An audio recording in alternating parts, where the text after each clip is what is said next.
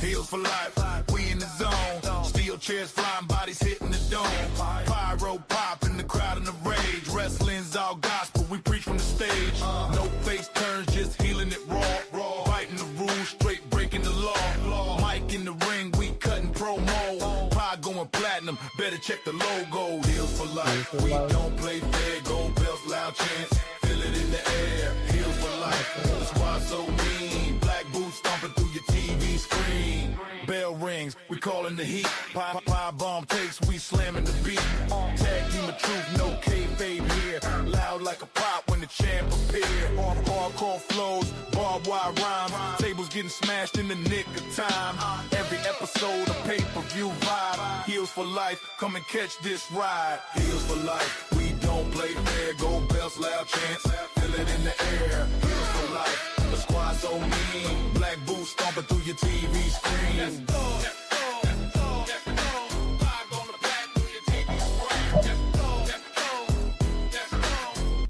Stomping through your TV screen.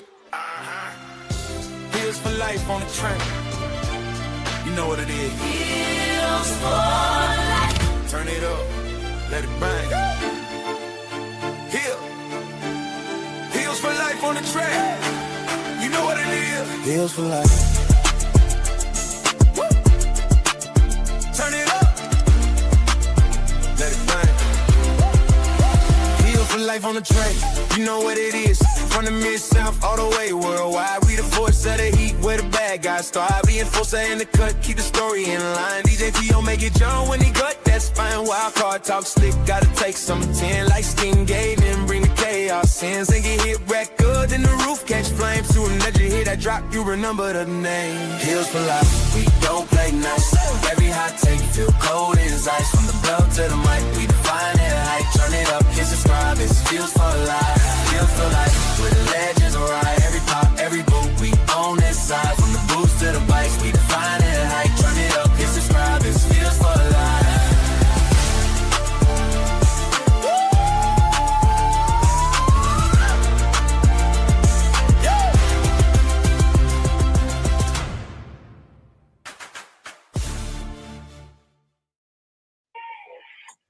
What's good? What's going on, everybody? Welcome to episode 331 of the hashtag Heels for Life Wrestling Podcast. Welcome everyone who has been able to go through and indulge in a weekend full of wrestling for whatever your palate is. But tonight on this episode, we're going to talk about some AEW Forbidden Door. It just ended not too long ago. But before we get started, I am Ziggy. I am the babyface producer on the Heel Show. Right above me, I have Mr. Attention Getter, the Enforcer, live from Stoner Ave Studios. We got the light-skinned Gaijin, the rain. It cuts deep. It cuts. And then last but not least, we have our resident AEW expert, Mid-South to NWA. And he says Mercedes is the GOAT. Fellas and chat. Forbidden Door 2026 has concluded. What's y'all immediate thoughts without going into super details, but just surface level, what is y'all's thoughts of Forbidden Door 2026? Overall, great show. There was a few slow points, but I don't like to focus on the negative.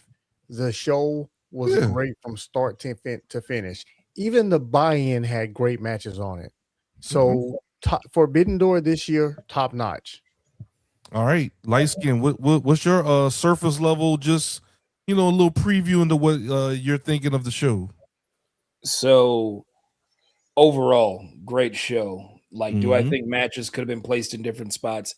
Absolutely, but all I'm going to say is this. I know a lot of people were starting to say that the Forbidden Door concept has run its course. You're dead wrong. You are dead wrong. I'm sorry. That this AEW not only continues its consistency of great pay-per-views, but Forbidden Door once again served a purpose.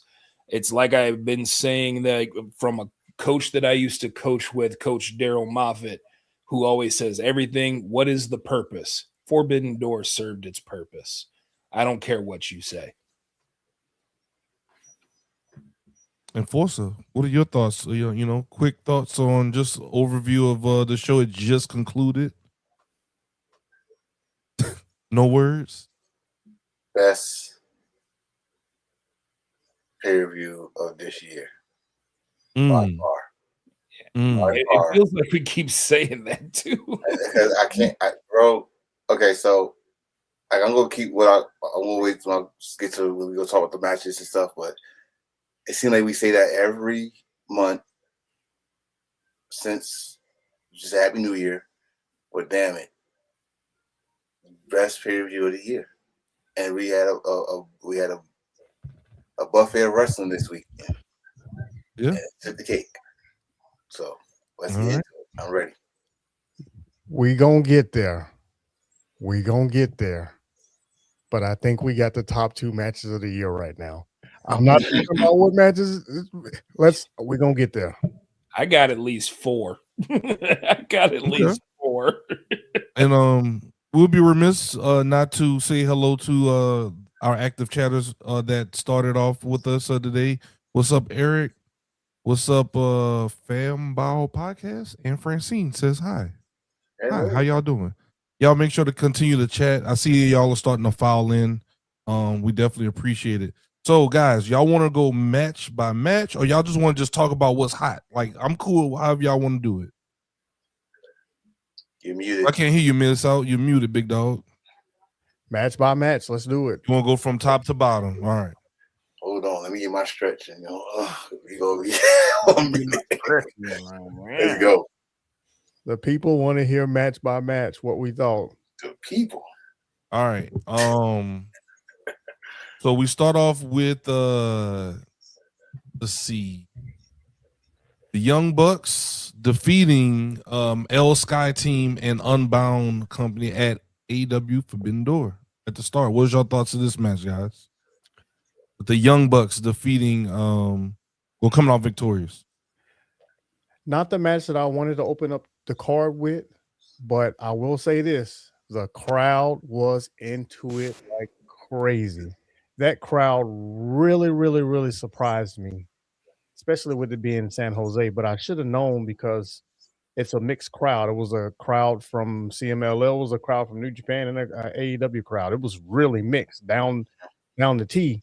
You can absolutely tell there were a lot of CMLL fans in there. Yeah. Like I think when me and Miss South was talking on Wednesday, I said I still don't understand the theme song of Mystical. Why? Just because I probably don't know it like that. I'm still learning CMLL. But if you hear a whole crowd in San Jose, California, not Mexico, Reno, Mexico, and they're singing that song, it's a CMLL crowd, right? The match was everything I thought it was going to be. I said it's going to be a lot of spots in that match. Another thing that me and Miss South said about this is not the match we thought was going to open up the show, but it is a good way to get the energy going. It was a good way for the energy for that crowd to see what we working with in the crowd, and it did not disappoint. The crowd was into it. The wrestlers was into it. Even it brought Shingo, who's not that guy that he used to be in Dragon Gate, brought the energy. You know what I mean? So it was hilarious, man. Everybody was flipping and Shingo just chopping. He was just chopping and clotheslining and eating super kicks, and he it was not the match we thought should have started, but damn it, it was the right call. It was the right call for what it was. So, great way to start the show. So I'm gonna say this right here. First off, shout out to my homegirl Rita, who is like my Latina homegirl. She has explained to me several times that there's just something about Mexican music. And yes, I had to say it that way because that's how she pronounces it. She's from country. And like, there's just something about their music that you just, it fuels the soul. And that's basically the whole point of Mystico's music. I don't understand a lick of Spanish other than hello, how are you? And cerveza, por favor. All right. That's about all the Spanish I know. Okay. But damn it, when that beat hits you, just something that fuels the heart right there. It gets you going. But now, yes, I do agree that this match shouldn't have started, the match was hot. And if you guys were with me and Dedrian during our live watch along, I made the suggestion that they should incorporate the Lucha Libre tag rules where if you leave the ring, your partner can come and legally enter the ring, especially with these multi-man matches. This is a 3-way tag team match. Like, it was hard for me to keep track of who was the legal man, but either way, I still enjoyed it and I still had fun. So, props to AEW, props to the Young Bucks. And I think this kind of feeds more into their storytelling of how they're going to eventually become, once again, AEW World Tag Team Champions.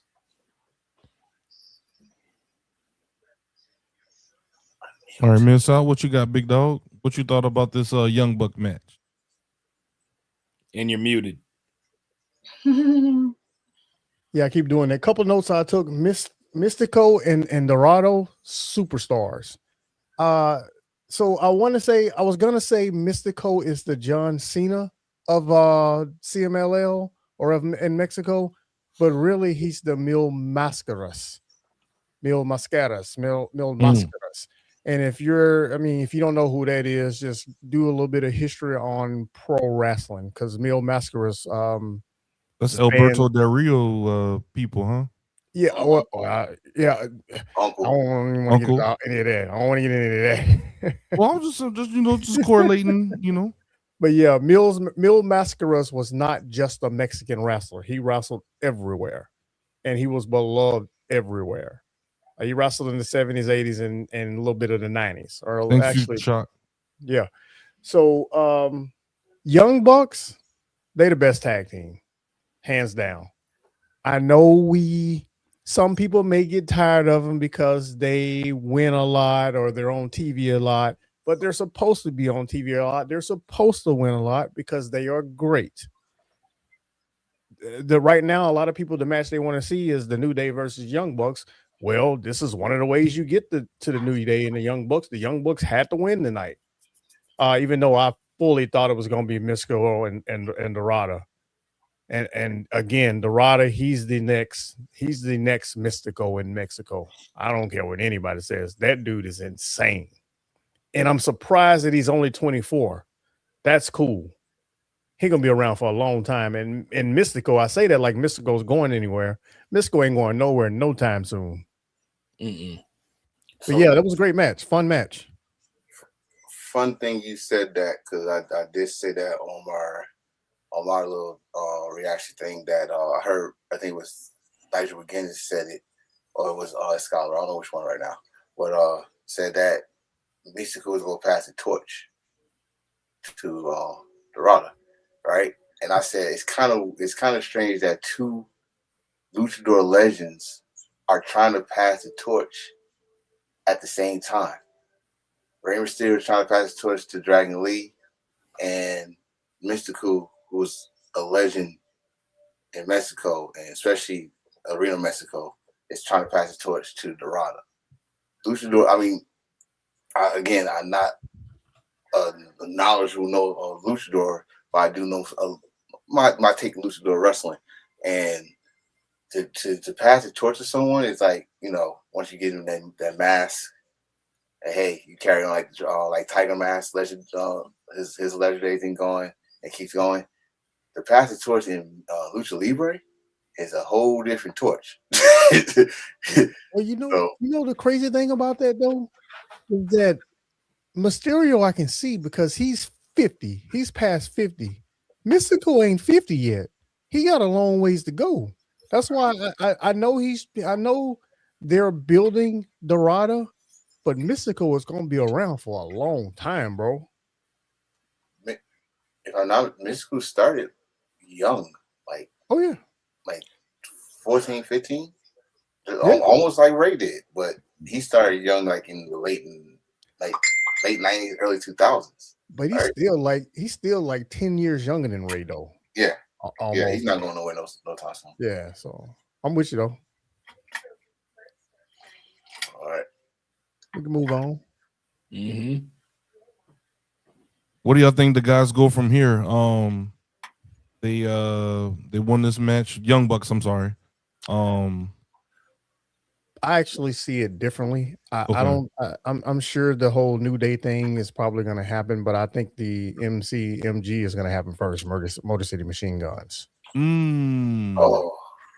think that's really the match for me. Opened up some old wounds for us TNA fans. You opened up some old perk my ears up. Yeah. I heard that. Yeah. If I was Motor City Machine Guns, I've tried sneaking in the promo. The first thing I sneak in the promo, I'm going to work with the Young Bucks. Doing this Generation Me or some way to put Generation Me in there just to educate. Generation Me? That's the TNA, bro. Exactly. This to educate some of these people why they think, you know. But they were the baby bucks back then. Ooh, what? Yeah, they were. It was green shade. But for the Young Bucks, man, nothing. I mean, I'm not expecting nothing except for just keep on winning until the time comes. I think they really teasing this cope against the Young Bucks. Damn, I just gonna keep on talking about what me and Miss talked about on Wednesday. Do that match even need the titles? Not really, but it could just add something for the redemption of for the Young Bucks. Wink, wink. You know what's coming up next. So there you go. I said it. All right. Up next we had let's see. I on my notes have Kenny Omega and Zack Sabre Jr. Boom, there we go. Finally got my match card stuff up. Sorry about that, y'all. All right. Kenny Omega defeats DSJ. Kenny Omega defeated Zack Sabre Jr. Omega is now 2-0 against Sabre in singles competition. After this win, Omega, that people are alluding to, Omega will likely continue working towards another AEW World Title opportunity. This is the second match between the two and the first since they faced off in the New Japan G1 Climax in 2018. So guys, what do y'all think about this matchup and Omega going up 2-0 versus Zack? Knowing the history between these two since that last match at G1, this was a whole different Zack Sabre Jr. Two-time IWGP Heavyweight Champion Zack Sabre Jr. Frontman Zack Sabre Jr. Pop the collar, bro. Pop the collar, the orange tangerine jacket. Come on now. But he always did that. Bro, it still does it. But if you're a Zack Sabre Jr. fan, there's rules of wrestling Zack Sabre Jr. One is don't try to do submission with Zack Sabre I was just about to say that. That's one. Two, you got 10 seconds to find a counter because when he do a submission, you got 10 seconds or he's going to the next submission. When she did Kenny, I kind of said that this match we knew this match was going to be a banger. Okay, you know Kenny Omega, Zack Sabre Jr., you knew it was going to be a banger. The fact that they put this match after the True Threat tag team match, I thought that should have been the first match. Me and Miss thought that would have been the first match, but this was a smart move too, because you gotta get that crowd up here, but you gotta bring them back a little level because we got a long night. So they brought them back here, and it was methodical too. They picked the right spots during this match. Like I said, Zack is a technical genius, and I know this because he pissed me off every time. That's how good he is. And you got Kenny knew exactly when to hit his marks, especially with those fucking chops. Oh my God, those chops and those V-trigger knees. I think those were Zack's weakness. But other than that, great match at the time was the match of the night. Well, we gonna get there. Great match, and again, I'm gonna say the word again: redemption tour for Kenny Omega. You know what next month, bro? There was some crazy shots in this match, man, and I mean both physical shots and camera shots, because that one V trigger when Kenny hit him into the ropes and Zack's head turned into the ropes, man, I wanted to frame that image immediately. I'm gonna go back, I'm gonna rewind it, and I'm gonna take a snapshot of just that one V trigger to his face, because that was insane, man. Oh, that the one wing angel reversal.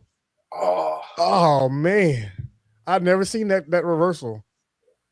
That reversal, man. It's something about Zack Sabre Jr. Like, I don't know. He's always pulling out something crazy that you've never seen before in terms of reversals and he can counter the anything. technicality of wrestling. Yeah, that's the best thing about it. He is legitimately the best. Technical. I'm glad they said it. I'm glad they said it, because he is legitimately the best technical wrestler on the planet. Look at his frame, bro. Like I told y'all this many times. Like the first time I seen this dude was the Cruiserweight Classic. And I was like, who's this little string bean? What he gonna do? And he impressed me right then. And he pissed me off. Like, oh, he's that good. So that's how I know he was good. Because when it really used to piss me off. So I was like, okay. And I started getting to know New Japan, all this stuff. It's his frame. He know how to use his body. Yeah. So you go pull in one of the angels, you better make sure he's not moving. You know, he's not movable. Because he gonna find a way. This dude thinks 10 steps ahead of what you're thinking right then and there. Like, he already got, the next move in plan, the next submission and stuff like that. But then you got Kenny Omega, who knows his strikes is gonna hurt. It's gonna vibrate your body. Like he did that chop outside the ring. I think it was the second chop. He chopped him so hard that boy went to his knees and prayed to God he's not gonna get another chop. Kenny Omega, man. You know what I mean? So I love this match. I like you said, we wish it was the first match, but it did its purpose on this where it was at.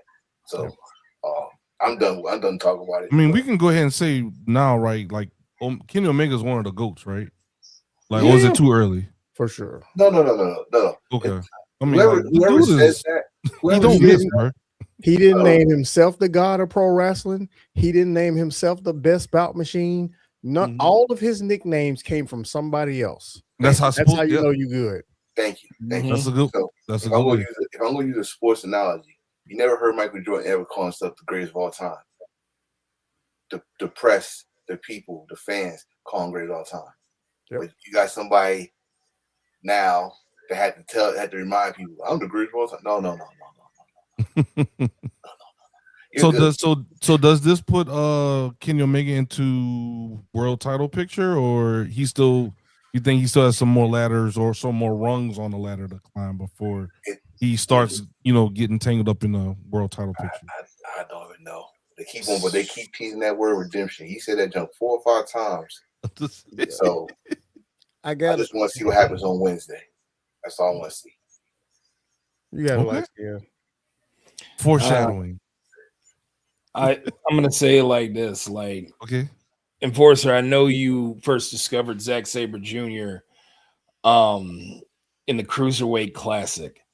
My very first experience, I believe, with Zack Sabre Jr. was, I believe, during a little promotion known as What Culture Pro Wrestling. What Culture? Wow. When he was wrestling there.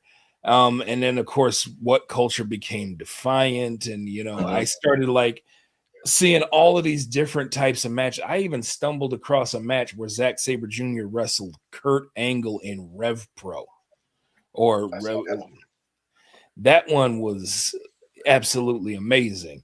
So Zack Sabre Jr. to me has always been like somebody who I've always wanted to see, on like a mainstream program like a WWE, which is why I was amazed. I was happy that he got a chance to win the Cruiserweight Classic alongside Kota Ibushi and all of these other great wrestlers like, TJP, Grand Metalik, and all of these guys. But yes, Zack Sabre Jr. is as advertised. He is the best technical wrestler on the planet. And there is a reason why he has won, the Wrestling Observer newsletter award for best technical wrestler. So if you are wondering why exactly is, just go out and search the internet.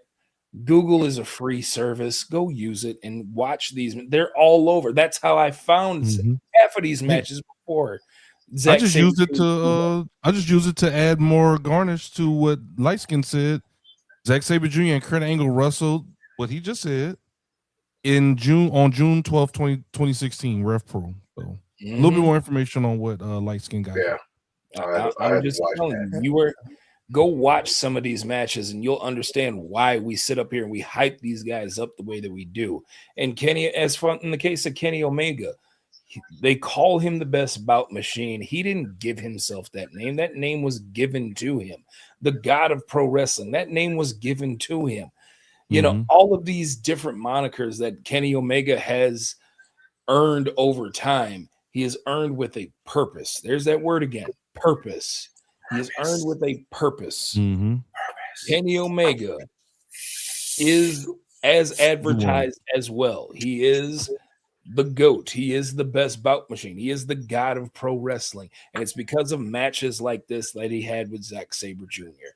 So as far as I'm concerned, do I agree with the match placement? No, but it got the crowd hype, and that's what it was meant to do. It got the crowd excited. And it definitely did for the following match that preceded it.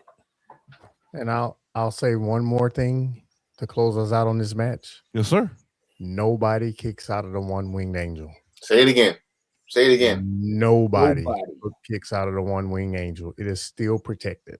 Oh, and if I even hear one of you little jabronis say MJF kicked out of that gauntlet, no, he did not. He did not. Damn it. I start to get emotional. Yeah. And the last thing I have on Zack Sabre Jr., just the last little bit of flowers we're gonna give to Mr. Sabre. Kurt Angle, once again on what Lightskin the Gaijin brought up.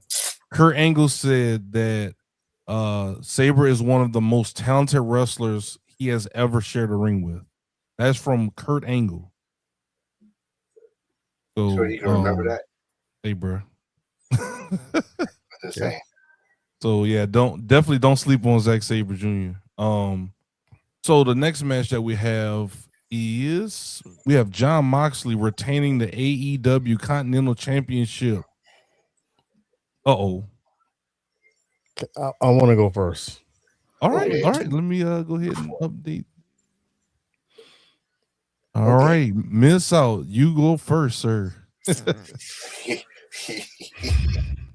like you've been waiting for this moment. People, listen up. Boom. I love Jon Moxley a lot. Jon Moxley is the ace of AEW. Bandido should have won this match, hands down. I don't care if it was not in the cards. They should have changed their mind during the match. That crowd wanted Bandido to win. They had the whole mask incident where half the mask was off.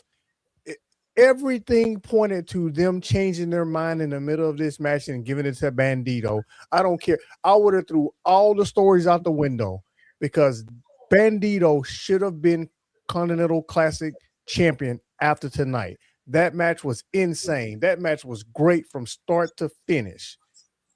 Death Riders be damned. This was 1-on-1.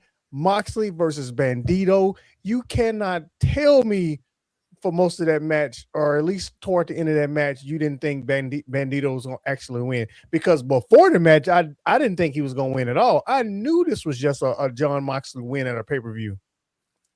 But they are such good workers that they had us fooled.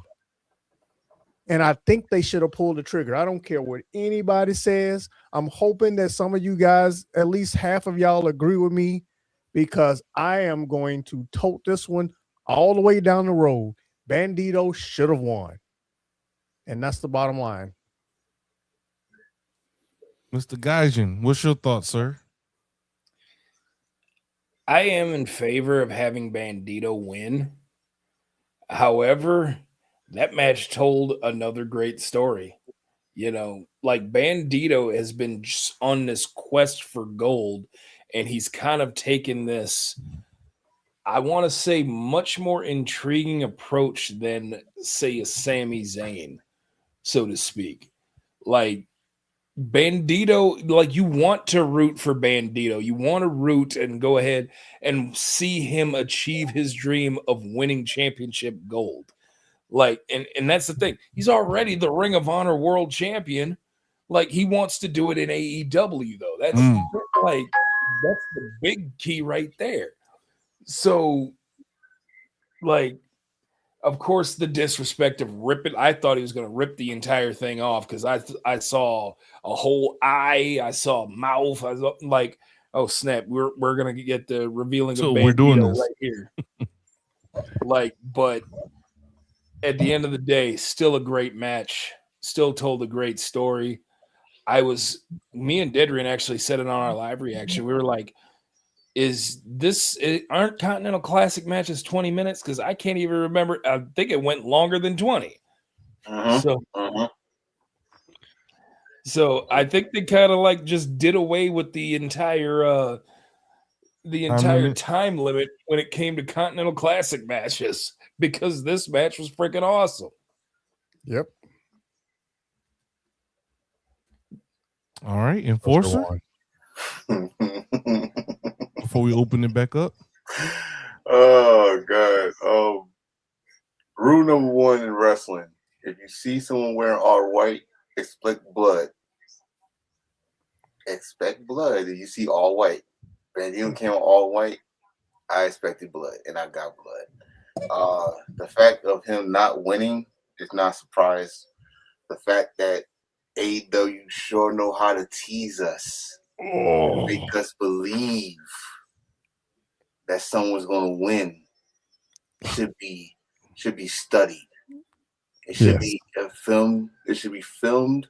It should be in all wrestling schools how they do this.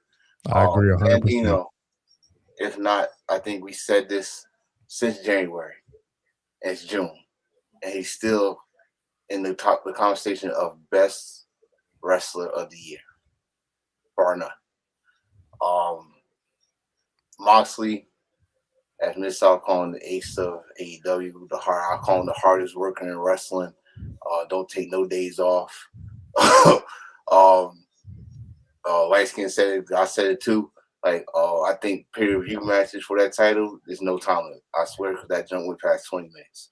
But I'm not expecting Bandido to win an AEW singles title, but I'm definitely expecting him to challenge for an AEW singles title.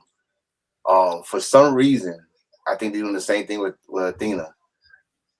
As long as they got that Ring of Honor title, I don't know if they're saying, as they say, hey, as long as you got the title, we're gonna put you in matches for AEW, but we want you to keep the responsibility of Ring of Honor.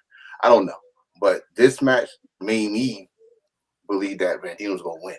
Just because, like you just said, when you rip the luchador's mask, it's personal. Mm-hmm. Which person that's how he won the Ring of Honor title back, if y'all don't remember, from Chris Jericho. Chris Jericho did the same thing. He ripped his damn mask, and that motherfucker went crazy. He beat the living shit out of Chris Jericho. So I again, AEW, send film to schools of how y'all make people believe that y'all gonna pull a trigger, because this is not the only time y'all did this tonight, and I'm gonna keep talking about it when I get to these matches. That I believe that certain people was gonna win, because there was some great damn matches tonight, and Bandido and Jon Moxley did not disappoint. But my next question for y'all is this: I think I asked this shit once before. I'm gonna ask it again. Wait, before you get your question off, Enforce, I don't mean to cut you off. I think Miss wanted to have a quick add on to what you were saying. This message is for Tony Khan. If you're not Tony Khan, close your ears, don't listen. Gonna need Bandido in the Continental Classic this year. I'm going to need Bandido in the Continental Classic this year. There you go. There you go, Enforcer. Sorry about that. This was kind of my question right there. What is Jon Moxley losing this damn title? Is it going to be in a regular match or is it going to be in the Continental Classic? As I've stated before, the Continental Classic title should never be defended. It should only be in the tournament. In the tournament. That's it. It should never be defended on regular TV, pay-per-views, anything. It should only be a tournament-only title, just like the G1. Like the Owen. Yeah, just like the Owen. Turn it into just a trophy or something. To be creative, think of something else. But holding the title around, I don't think is 100% necessary because, like I stated last week, the mystique around the Continental Classic is enough. I don't want to think about the Continental Classic until it's Continental Classic time, and that's when I want to turn my brain off from everything else and focus on the Continental Classic. That makes it prestigious. I don't think the title is necessary. If you want to compare it to the G1, the only time they defend the belt or defend the G1 is the contract to get you title shot. And pretty much it is the people that defeated you in such tournament gets the right to challenge you for that title shot. Right, and they have the Owen that does that same thing. So I'm just saying, yeah, you win the Owen, you get the title shot at all. Yeah. That was what I'm saying for the Continental. If you're going to do it like the G1, do it like the G1. But the Continental is always at the end of the year, right? So, I'm not a big show that you could have a title shot for. I don't want it to be. I don't want the winner of the Continental Classic to just get a title shot. That's what the Owen is for. I just want the winner of the G1 to be celebrated as the winner of the Continental Classic to be celebrated as the winner of the Continental Classic. That's it. That's good enough. You're the Continental Classic winner of 2026. That's big enough.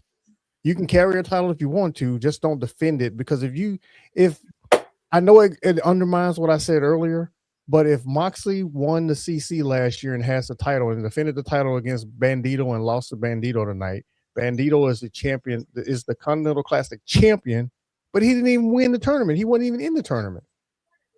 That's why I said I don't like them defending the title, because you're the Continental Classic champion, but you weren't in a Continental Classic match or tournament. Yeah.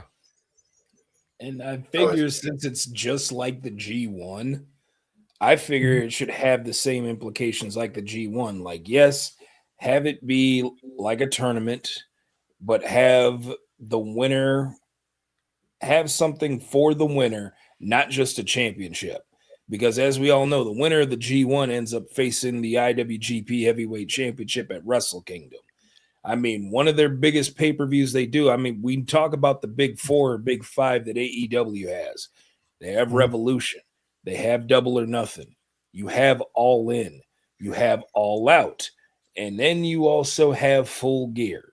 So I say if you win the Continental Classic, decide whether you want to cash in a world title opportunity at one of those big five pay-per-views. I mean, it's technically like a Money in the Bank. It's like the G1 already carries around a briefcase, and that one that you basically hold on to it, and that's your title shot for Wrestle Kingdom. So it's I don't know. All right. I like it. Can I say one more thing? It's so much though, like what Miss Talk was just saying earlier about you win the tournament and then you are the champion for the whole year. So the end game is pretty much you won the King of the Ring. You are the King of the Ring for the whole year, right? So if you go to the G1, I think like you just said, it takes from August. Wrestle Kingdom's all the way in January. So it's that September, October, November, December. 5 months. 5 months. What's 5 months from December? That's May. Wouldn't that be Revolution or? May would be double or nothing. But remember, they defend that briefcase for those 5 months too, as well. Yeah. Well, so I think so. I like y'all's ideas and all, but I am just trying. I'm thinking of it as I don't want it to be like anything else. I hated even using a G1 analogy because what I'm basically saying is allow the tournament to stand on its own. Right now, when they put these people, when they assign the blue league and the gold league of the folks that are going to be in the Continental Classic, what they are essentially telling you is these are the best of the best wrestlers for the year.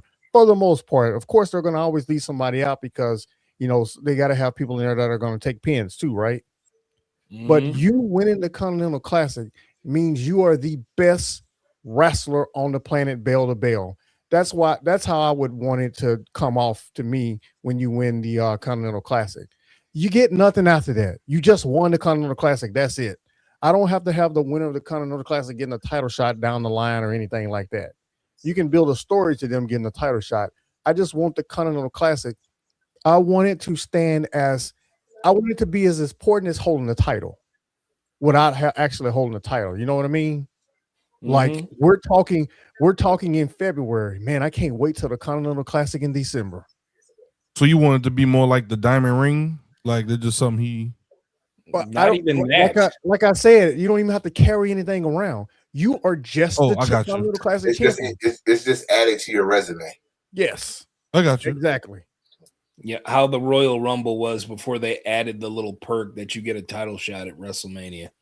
I say almost how the King of the Ring used to be before adding that stipulation that you get a title shot at SummerSlam. Oh. And that again goes with I don't want it to be like everyone else and you just get a title shot because you won the tournament.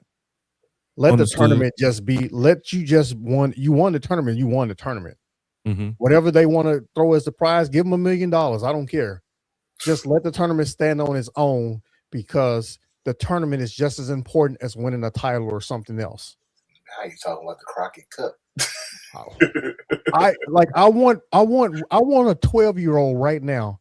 I want an 8-year-old right now. I want them thinking, I can't wait till I'm old enough to learn how to wrestle because I want to be in the Continental Classic. That's what I'm talking about. Not that I want to win the Continental Classic so I can get an AEW World Title match. You know what I mean? Because there's a lot of wrestlers who just want to be in the G1. True that. A very good point. It's all cooking with that one. All right, guys. I guess we'll get into the next one. Shota Umino retains the IWGP Global Heavyweight Championship at Forbidden Door versus Pac. Can we say something first about Pac breaking out? Like, I know the original theme behind Forbidden Door was the Owen Hart Foundation tournament. Was it just me, or did Pac come out sporting a Owen Hart type look here? Yes. Like, when he's sitting in that, first off, great camera work, by the way, that he was sitting down, amongst some fans, and we're just like, what the hell is going on? Oh, there's Pac sitting there. And then I happen to look down, like, he's wearing an old school wrestling singlet, similar to the style of like Kurt Hennig, of Owen Hart. And I'm like, not a nugget. Probably, and it was nice that he was wearing like the singlet, because Shota Umino comes out wearing the pink and white and black all attire. I was like, man, they really are, trying to they probably didn't do it intentionally, but you could tell it was an Owen Hart type theme to Forbidden Door. But I know a lot of people aren't into Shota Umino, but towards the end of this match, when Hiroshi Tanahashi puts that belt around Shota Umino, he's basically saying, hey, we're behind this guy. Like, this guy is the future. This guy 100%. Is Like, he's going to be leading New Japan Pro Wrestling into the future. This is the guy that we have handpicked. I think, and I said it too on the watch along with Dedrian, Shota has got to have something similar to a not exactly just like it, but something similar to a Tetsuya Naito arc, where we constantly see him being shoved down our throats, and you see the fans rejecting him. Have him go out to excursion back to Rev Pro, where he did his first excursion, and then come back and just be like, "What? Y'all didn't accept me. Y'all didn't believe me. The company was behind me, but you weren't. Now I'm coming back, and I'm going to be successful in spite of you." You know, it's a formula that has worked. It worked for Tetsuya Naito. It worked for Roman Reigns. So as far as I'm concerned, Shota Umino is the next one up to have this type of arc. So when we talk about Shota, I kind of think they tried that in a different way. Like they tried that within while he's still in the company. Because outside the company, he is loved. Like that fan base in California, he got a pop. He got a pop. So outside Japan, he is already there. So they tried to do that jump. They tried to do it within the company where he cut his hair that year. He lost to Zack Sabre Jr. in the main event of Wrestle Kingdom. He cut his hair and he wanted to go back to basics. He didn't care about what the fans said about him and all that stuff like that. Yes, he was getting shoved down our throat. Yes, he was getting every title match there was imaginable. We found even when they put him as the new third on Three Musketeers, with him, Yoda, and Ren and Rita, they were supposed to be New Musketeers. He was the one that never won his title. He was the one that was never featured in big matches because when he do get big matches, he fell. He finally broke that curse this year, right? Not even this year. I was gonna say 2 weeks ago. 2 weeks ago, he won the title from Andrade. But this match was much more than that to me. I remember when Jon Moxley first left WWE. I remember when he picked Shooter, the young Lion Shooter, as his disciple, right? Gave him his Death Rider jacket and blah blah. You my new disciple. I'm gonna be in the G1. Blah blah. He was the first official member of the Death Riders or Blackpool Combat Club, whatever you want to remember. He was the first member. But the story of this was done. If no one didn't pay attention to it, go back and look at it. It happened before Gabe Kidd even attacked him when he won the title. When Jon Moxley done turned on Bryan Danielson, he already said, "I declare I'm not with these guys. I don't know what the hell's going on, blah, blah." He even said, "Fuck Jon Moxley." I remember that one. So it was always that. And now they're teasing that. After the match, Jon Moxley came behind him. I don't know what he said to him. We didn't get a chance because Uncle Tanahashi came out. Uncle Tanahashi, because he came out like a damn uncle. Give me my goddamn nephew, goddamn it. He was walking like too with them knees. Word, like, bro, got the straight doobie cut, and came out with and stuff. But like you just said though, Tanahashi is El Presidente. He said, "Hey, they put this belt around you. You just got your first title defense against a credible opponent in Pac. Pac brought it to you. You stay strong. You show fighting spirit. That's what we've been asking for you since you came back from excursion. This is what we want from you." So I'm looking forward to what this does for him. He got the one title win, which is always the first one, always the hard one. The first title reign, he got it out, and he represented New Japan. Also, let's add this to the fact that our IWGP Heavyweight Champion was not there, so he had to add extra pressure on Shooter to win that match. So that could be something to pay attention to in the G1 too, because they in the same block. I liked it from Pac's situation. Oh my! I know I ain't the only one to think this. I know I ain't the only one. Pac is so underrated, and I mean by that, no one talks about him as being pound for pound one of the best wrestlers, if not in the conversation of best wrestlers in the world right now. It sounds more like you say. It sounds more like underappreciated than underrated. Underrated, undesirable. All those words you want. Put the word under it because you don't know. A lot of people don't talk about him like they talk about. Why is that? Why isn't he like a former, world champ or something? He's a former trio champion. He's the first ever international or all-Atlantic, whatever you want to call it, champion. Man, he's the bastard. Right? To me, I mean, everybody know who was the first signing, but he was an international champ, right? He was one of those first signings of AEW that no one saw coming. And he was the Open the Dream Gate champion when he signed to AEW. There you go. I just want to say that underappreciated, yes, but not by AEW. Because remember, the majority of his time with AEW, he kept either getting injured or having passport problems. That plagued him for a good 3 to 4 years. So to the fans, yes, but to AEW, he gets chances. He's in the main faction right now. So I love Pac too. I think he's just as good as Ospreay. In fact, I think he could be in Ospreay's place. Mm-hmm. That's how good he is. He could, but he just isn't. Man, that's big praise right there.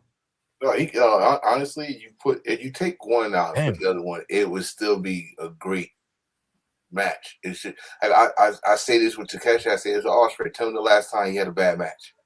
That's true. No, that's what I'm saying. Y'all all right? Yeah, not a single one. Not a single. Yeah, he's very versatile. He can work a bruiser style. He can work the cruiserweight style. Air quotes. He can be technical. He can, he checks all the boxes. He's also huge. Yeah, the dude is. That's what I'm saying. Hold on. He's stocky. He is stocky. He's a big cruiserweight. Let's just be real. All right. People like to talk. The dude buff. He's Buddy Matthews right now. I mean, I was talking about it on the live reaction before I came on here. Like the whole stuff, the cruiserweights were ahead of their time, not only because of the fact that they do the lucha libre style, but they do a technical style. They have powerhouses. Shingo Takagi is 5'10" and 220 pounds, which means he can jump back and forth from the heavyweight division to the junior heavyweight division. Their junior heavyweight division cutoff is 235 pounds. I thought it was 220. No, I believe it's 235. Mm-hmm. So, gotta look at that. Yeah, that was the last time I looked at it. So, but yeah, I thought it was 220. But I mean, I got the man. Listen, Pac Shooter, my sleeper match. They did their damn thing, and I'm happy that at least for today or last night or whatever you want to say, because of the times, Shooter got the pop that he deserved. We'll see. The pop that he deserved. He earned his victory. He earned his victory. He earned it because the match started slow. Pac was talking a lot of crap to him, which I think it was important. That bruising him up. The mic caught all that. So yeah, we'll see if Tanahashi can turn him into Okada, which is what he wants. Oh, him. Yeah. Remember, that's what they were trying to do at first. Well, that's true. That's true. But the problem is he also needs his Okada. He doesn't have his Okada right now. Enforcer, you are correct. It is 220. But like I said, Shingo is right there on the line at 220. So if he has a biscuit, he's just a pound over. or in Japanese case, a dumpling. A biscuit and a dumpling. Hey. What's next? All right, boys. Next up, we have Thekla retaining the AEW Women's Championship versus Starlight Kid. This is Thekla's 7th successful title defense, and Thekla has now gone on to hold and defend the AEW's Women's World Championship going on 130 days. From the beginning of this match, Thekla used her hard-hitting style to break down Starlight Kid, but in the end, Thekla won the match and retained in a very disrespectful manner. Guys, opening. I think that's an understatement. Tagging you guys back in. Who would like to start off this Thekla? Let the stardom man start it. Well, first off, I love the fact that they told the story that Thekla has not beaten Starlight Kid in two attempts, 2 tries. So like, don't you do it? Yeah, I didn't. You know, they told the perfect story that Thekla has been trying her, like, and not only that, but she basically has set the stage that she was the outsider, she was the outcast, she was the guys, out here trying to look for acceptance, and she felt like she wasn't being accepted.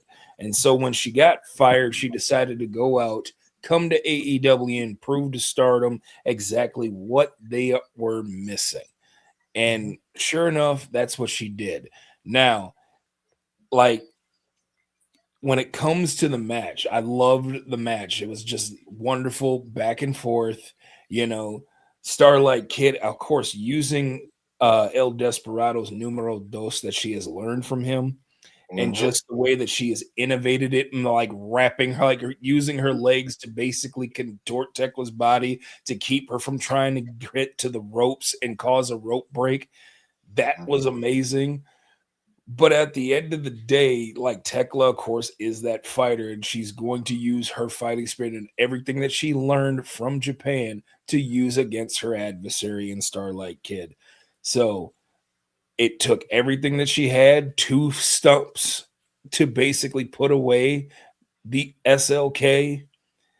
And then, of course, at the end, Thekla cuts off the mask and uses the mask to beat the president. And I don't know if y'all saw the tweet from President Taro Okada. He said, Thekla is a great wrestler, but there's one thing that she hasn't learned, and that is how to respect her opponents. Until she learns that, Stardom will never forgive her. So this story is not over. It is the perfect way to tell a story from a Joshi and women's wrestling perspective. So this week, since I couldn't do it last week, this week would have been my segment, right? My segment would have been called Hill of the Week. And my Hill of the Week is Thekla. Thekla. I love what she did. Like she said, she reminded me of a freaking MCU villain. That she feels what she's doing is right. Like she said, she was known as the icon killer at Stardom, correct? The idol killer. Killer. She got with the ladies of Oedo Tai that eventually became Hate, and her goal was to take out all of these little idol wrestlers, the cute idol wrestlers that wanted to be all kawaii and all that. So, like she also said, she felt like she did the same thing like the Starlight Kid has done, grind the same way, where she was not getting the same treatment, the same opportunities, stuff like that. All right.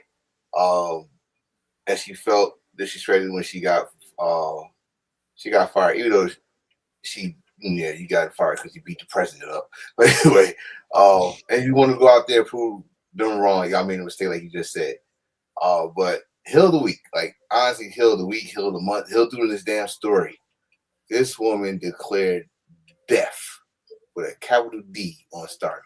She spit on the logo. She flew across the country to go to their show just to beat up their president and almost shave his hair. Then whooped his ass in the ring and tried to hog spit on the damn logo in the ring again. Cut a promo while she getting kicked out of the arena. Then made a great vignette promo last week on the Go Home show, to explain everything for us that don't know the full story. Then go to this match, great match, and you did not know. Let me also add this for what I learned. Starlight Kid was not always a babyface. She was a heel too. And she honestly didn't know that. She also, like she also said, she has beaten Thekla. Thekla has never beat her. So when you watch the match, I swear, I said it earlier, I'm going to say it every time I get to a match that did this to me tonight, they made it feel like Starlight Kid was going to win. That's true. This woman was doing stuff like you just brought up El Desperado. She did something that El Desperado never did. She picked her up and turned her and spin her around. Like, I never saw Desperado do that, but she did it. She put her own twist to it. She made Thekla work. You know I mean, she made her work. Remember those cornrows she had on the side? Those shits was loose. She made that girl work out her cornrows during this match. And it was beautiful. I think that's the longest match Thekla had since she was in AEW. Mm-hmm. And she earned that victory. But after the match, she did more heel shit. She cut that mask off. She spit in it. She hog spit in it. That's when I was like, all right. Went out and bitch smacked the president with the hog spit mask. That is disrespectful, bro. Yeah, right in his face. Right in the face. Like Thekla, I said this, she grown on me as a character. I already knew she was a good wrestler because in Stardom or Japan, period, they don't play around with their wrestling. So you gotta be good to be there. But as a character, she developed very well, and now as champion, over 135 days, 7 title defenses, remarkable. She got to hold on. She got to keep holding on to this title. Because now I'm interested in what's going to happen next with Thekla. Mm-hmm. And I will get back to that later on. So one thing I do want to add as well, like you said, Enforcer, because Ziggy did not know, Starlight Kid was a heel. She she lost a match where the last eliminated person of the match had to join the opposing faction, and there was a war between Stars and Oedo Tai, and Starlight Kid was the last person eliminated from the Stars side, so that meant she had to go join Oedo Tai. And it was this whole warring story of Mayu Iwatani trying to save Starlight Kid. And when it came down to like Mayu basically being successful in trying to gain Starlight Kid, Starlight Kid said, "No, I'm tired of being your sidekick. I need to do this for myself." And that was the whole arc of Starlight Kid growing into her own. And matter of fact, the night that Thekla joined Oedo Tai was also the same night Oedo Tai kicked Starlight Kid out of the group. So that pretty much kicked off the whole idol killer saga from Starlight Kid. And also another thing to remember about Starlight Kid, she's only 24 years of age. This girl has been wrestling since she was, I want to say 14, 15, or 16, one of those three ages. Like Rossi brought in a lot of young talent that trained them like the men. Like Hanan, 21 years of age, and she is the Wonder of Stardom champion. Sayaka Kurara just turned 26 on June 20th. She was the World of Stardom champion, before she lost it to Suzu Suzuki. Suzu Suzuki won the 5-star Grand Prix 3 years ago at 21 years of age. The youngest to ever do it. The person that was younger before her, Toni Storm. There is a lot of youth in that Stardom roster. Most of their wrestlers, Hazuki included, who had a banger match against Mercedes, they're all under 30. So keep that in mind. So I started watching Stardom a little over a year ago. After talking to Light Skin about a few things, about showing me where I could start at and things like that. I did not gravitate toward Starlight Kid. I gravitated toward another wrestler, different wrestler. I don't have to talk about her right now. And she's still my favorite. But at the same time, I was learning as much as I could about that wrestler. I also saw a lot of Starlight Kid matches. She is always, ever since I've seen her, and I didn't know she was a heel either until Light Skin said it last week, or maybe that was 2 weeks ago. I don't remember, but every match that I've seen of her has been a good, even though she's beaten my favorite a couple different times. Every match I've seen of her has been good. So it's kind of like watching how we talk about Pac and Ospreay and Swerve. I've never seen Starlight Kid wrestle a bad match. I just haven't. She can go win anybody. I used to say like Roderick Strong is 100% polished. I think Starlight Kid is 100% polished. She can wrestle with anybody, any style. So yeah, Starlight Kid, she's over with me. That was a real good match, and I kind of want to see it again. Truth be told, and on that notion though, I mean, there's no way that Thekla does this and Starlight just goes about her business. She got to get a receipt for the spitting and what you also have to keep in mind. Stardom has a big tournament, much like the G1 that is happening, that will begin next month. There are 32 women that are supposed to be involved in this tournament. 2 spots have yet to be announced. Oh, okay. So I have a feeling that there's going to be some AEW influence in this tournament, along with some CMLL, because, you know, there is partnerships that Stardom has with a lot of different wrestling promotions. It might be MLW. I don't know. But either way, there are 2 open spots. Who knows? Maybe Thekla is involved. Maybe I also threw out the name of Skye Blue and Julia Hart. I feel like it'd be very, very good for them, because look what happened to Anna Jay when she competed in it not too long ago. I just feel like she got to get a get back after this. She can't spit in a mask and then it's like, all right, I'm going to just go back to. And then take off with it. They got to have a follow-up to that. I guess maybe not. I don't know. Oh, they will get one. We'll see. I like it.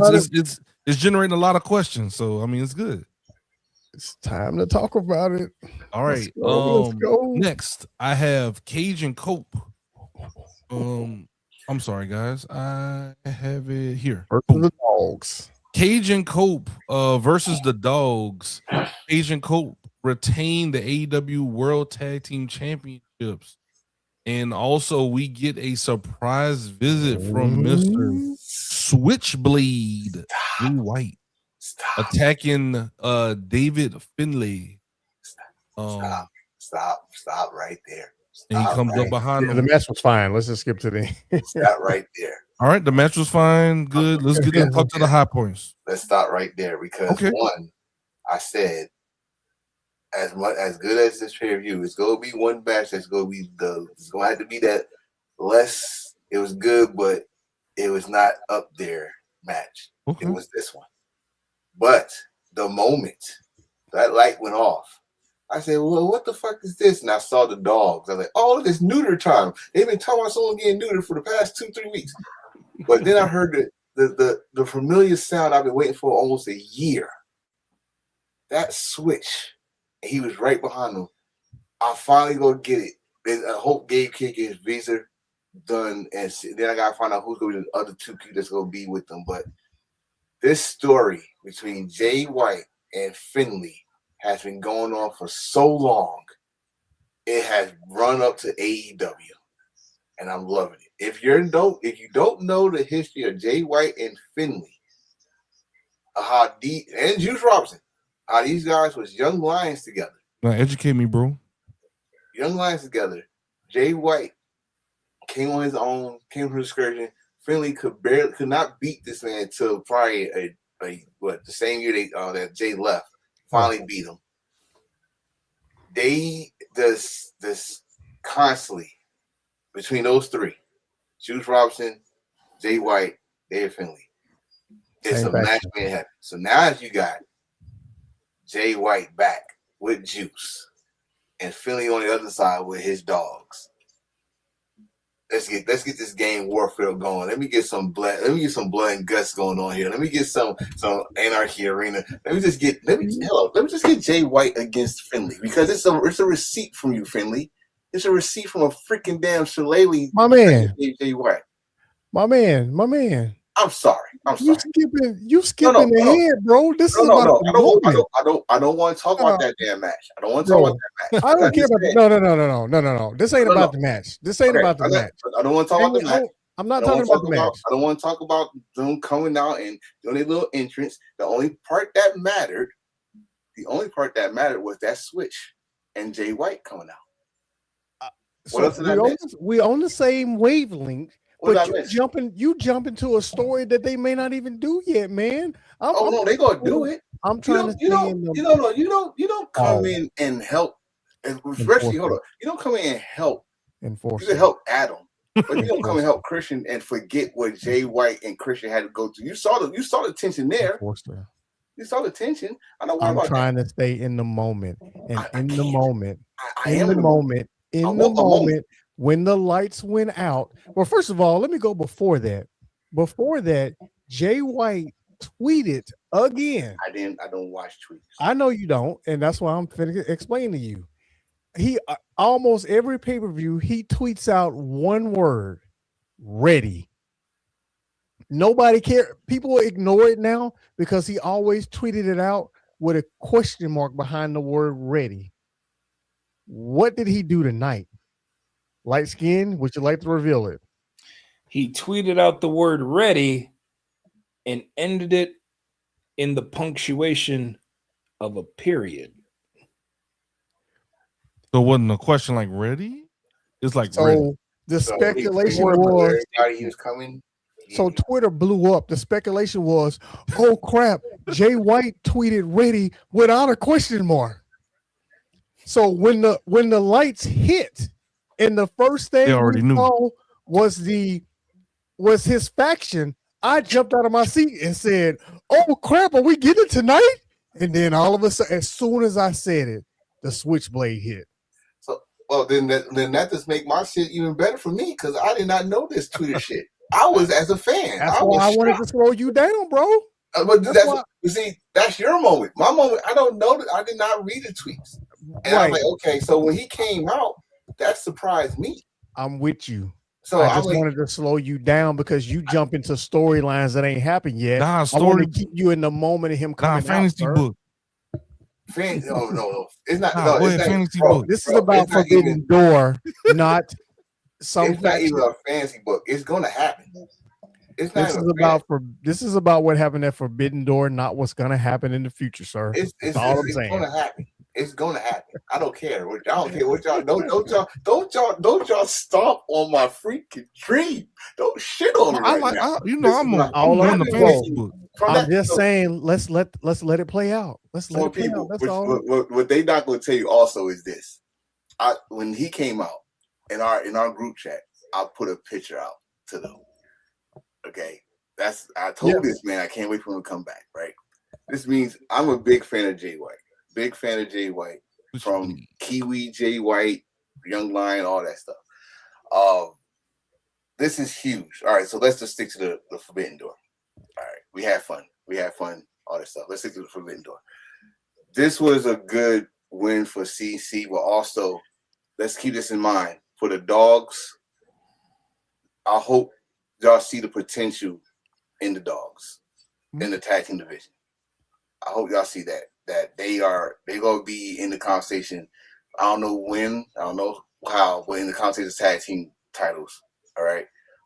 But for the moment, as they just explained of the Twitter from the win question mark to the ready period, it got if he got buzzed off of one word and a period, and then he showed up.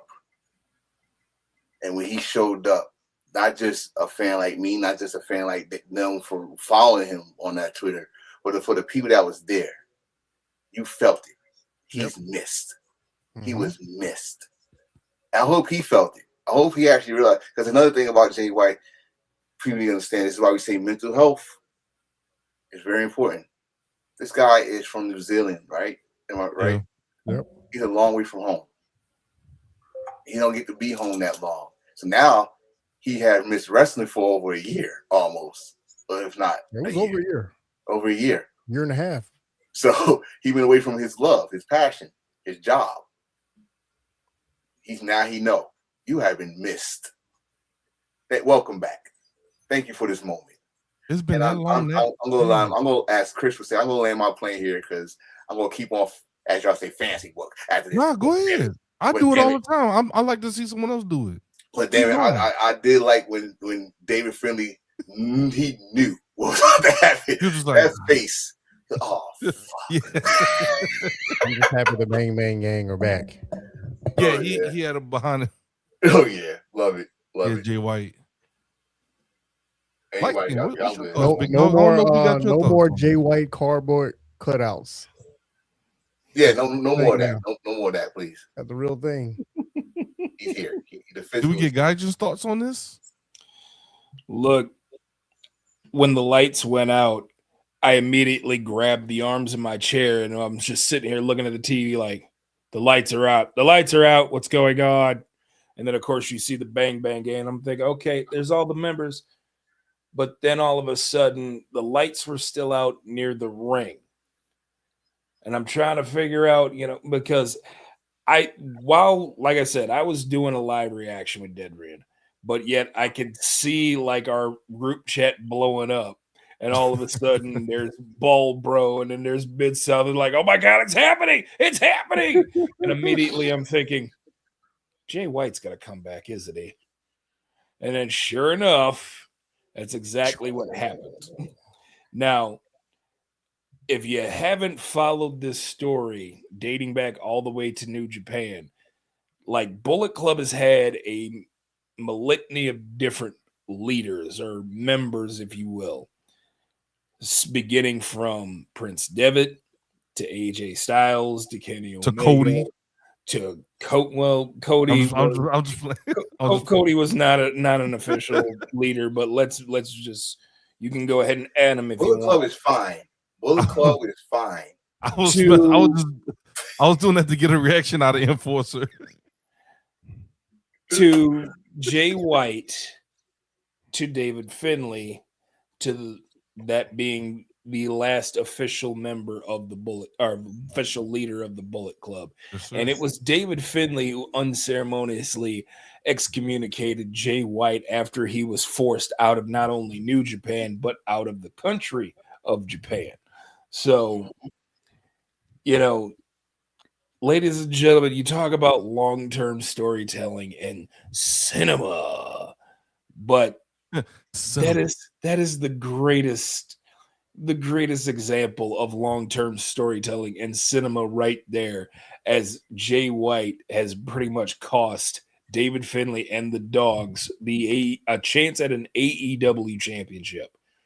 Like, this is all come back full circle. I talk a whole lot about things coming back full circle, from Thekla and Starlight Kid to, Swerve and Ospreay, which we will get into later, to now this. Like, this has come back full circle, and it's going to become a continuation of more great storytelling in the future. So as far as I'm concerned, welcome back, Jay White. And yes, you damn sure look ready. Yep. All right.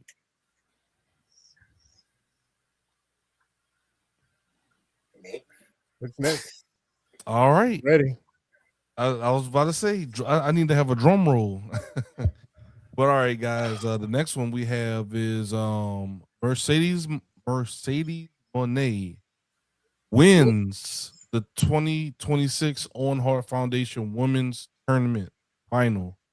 And in big fashion against Maya World. Since she's made her return, Mercedes is 4-0 overall and 3-0 in singles competition. And a lot of people are speculating that Thekla and Mercedes is on the horizon. And it is the second consecutive year that Moné has won the Owen. Fellas, is this a big win for Mercedes? Or is this a big win for Maya in defeat? Who are the winners of this? You know, all things included. What are y'all thoughts of this? Before you go, Miss South, before you go, fellas, you definitely go first because this is your plateau. I was Ziggy. What's her name again? Mercedes Moné. See, I'm surprised he did not attack you, so I'm doing the attacking right now. I'm doing the dance and everything. What am I doing Mercedes, wrong? The GOAT, Ultimo Moné is right there above your head. Don't do this while Miss South is on this screen. I'm not worthy to call her that. It's you are worthy, and you will do your damn job, sir. Mercedes, the GOAT, Ultimo Moné. Yes, sir. Okay, all right. As the enforcer, I got to do my job here. Okay. We got Let's Go Maya CEO chance. I mean, both ladies are over. Yes. Crazy. I mean, we always talk about strapping rockets to the backs of people that have meteoric rises. My world's been very impressive. What are y'all thoughts, boys? So I'm gonna be honest with you. First thing I was gonna say was, it's actually Mercedes, the GOAT, Ultimo Moné. No problem, enforcer. I appreciate you for doing it for me. I was gonna let him get everything out, and then I was gonna correct him. But it's okay. I'm focused, man. Here's my thing. We all know she's my greatest of all time. She's the best women's wrestler I've ever seen in my entire life. She's number one on the planet right now. But like I said last week, I think it might have been a time to let somebody else win. I think Maya probably should have won tonight. Wow. They had me fooled yet again, like Enforcer was talking about earlier, how they pull your strings and make you believe. They did it again. I thought Maya was winning this match. Coming into it, I wanted her to win. I changed my mind on that last week. I wanted her to win. I did not expect her to win, but halfway through the match, I thought she was going to win. 3/4 of the way through the match, I thought she was going to win. At the end of the match, I thought she was going to win. They completely fooled me. But ultimately, Mercedes, the GOAT, Ultimo Moné, winning was probably the right call for All In. Mm-hmm. It's just that Maya's meteoric rise, as you just put it, Ziggy, was darn impressive. I've always liked Maya since I first saw her here at DFW All Pro in Dallas and out here in Grand Prairie, Arlington area. But what I saw tonight, I've never seen in my entire life of seeing her. I've never seen Maya wrestle like that. She did everything perfectly. I don't want to talk about the other issue in the match because I don't think that's really necessary for this because the match was too darn good. Up to this point, it was my match. I still got to think about it, but it was my match of the night. They wrestled their butts off. And again, I've been saying this for 2 years. Everybody's best match is against Mercedes, the GOAT, Ultimo Moné. We call it the common denominator. That's right. That was Maya's best match ever. And I've seen a lot of her matches in the Indies and Ring of Honor, on AEW programming. That match was fire. He knows. Not Leo Rush. How you know? He knows. How you know? It's fine. It's fine. We ain't got there yet. It's fine. I'm not gonna take up too much of y'all time. Y'all keep doing what y'all doing. I'm gonna just tell you like this: Cookout this morning, 9 o'clock Central, 10 o'clock Eastern. I am tired. I just got done doing the cookout on TikTok, so I'm tired. I'm just tired. Hey, y'all see his title, right? He's foreshadowing. Yeah, we all foreshadowing. Yeah. This is it. Pay-per-view of the year. This is it. But wait. No, I'm going to say that. I'm going to say that. More Chris said he wasn't looking forward to most of this pay-per-view. Didn't you say that earlier today? Oh, I never said that. Oh, I could have sworn I heard you Yeah, say you thought. That's the I thing. heard You say thought. something about not looking forward to the. I never said that. You was You talking sure about somebody maybe it else. was a particular match. You might have It been was talking about something. somebody else. You sure he No, wasn't you was trolling? talking about No, he somebody trolling. else. Okay. Miss Out gonna pull a receipt. No, I never said. When did I say that, Miss Off? He probably was trolling. When I was cooking my tacos or something like that, because I I'm just gonna warned you. I'm gonna Because go you to were TikTok and in pull the up the cookout, video. right? But I can pull up the video. Okay. It's all Pull up good. the video. All Pull right, up the evidence. y'all do that. Y'all do that. Pull it up. So while you doing that, and I know it's gonna take you a lifetime to do that, I'm just gonna say this: that the paper. Oh, what's it? Maya World, right? My World. Maya World. A star was made tonight. A star was made. She convinced me that she's a star. Listen, the way she took Mercedes to the limit, I literally thought that she was going to win. But even in defeat, she is one bad bitch. I'm sorry. There's no you can't she needs to be pushed immediately. If it wasn't for that, I would say put her in that TBS tournament, but you know, saying they already have their 5 already. So, but other than that, this was the pay-per-view of the year. I'm gonna stand 10 toes down. The steel cage match blew my fucking mind, blew my whole entire imagination when it came to steel cage matches. Whoever came up with that cylinder, a steel cage or whatever, to modify the elimination chamber, but with steel, absolute genius. A nigga literally got blown off of a steel cage. I mean, a Nintendo, my nigga. A Nintendo was introduced in a steel cage match. I don't understand. And then Leo Rush. Once again, congratulations to him. Not only he got a chant, but this man literally just comedy gold. Everything was just fine. Fine. Everything was just fine. So I'll see you guys on the cookout later on this morning. Y'all have a wonderful and blessed night. Bye. And everything is fine. Fine. Right. You know, I was getting ready to end the stream. But I'm only a guest. But yeah, y'all. Bye. So I say this is shout out to him, by the way. Shout out to Wild Card. This was a win-win for Maya. This was a win-win. One, you pretty much was a main event. They actually said it was 3 main events. This was one of them, and she was in the finals against Mercedes, the GOAT, Moné.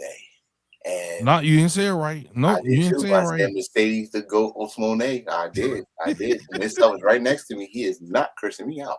But the match, she showcased what people have seen her do and actually added more to her moveset, because she did some shit I haven't seen her do. Like I said, I first saw her on Ashe, and I started to know who she was. Even more, studied her indie stuff, saw her Ring of Honor stuff. Right. She, again, another match that pulled the strings, that they was gonna pull the trigger. But like this one could go either way. Like, okay, she do this. It's the Cinderella story.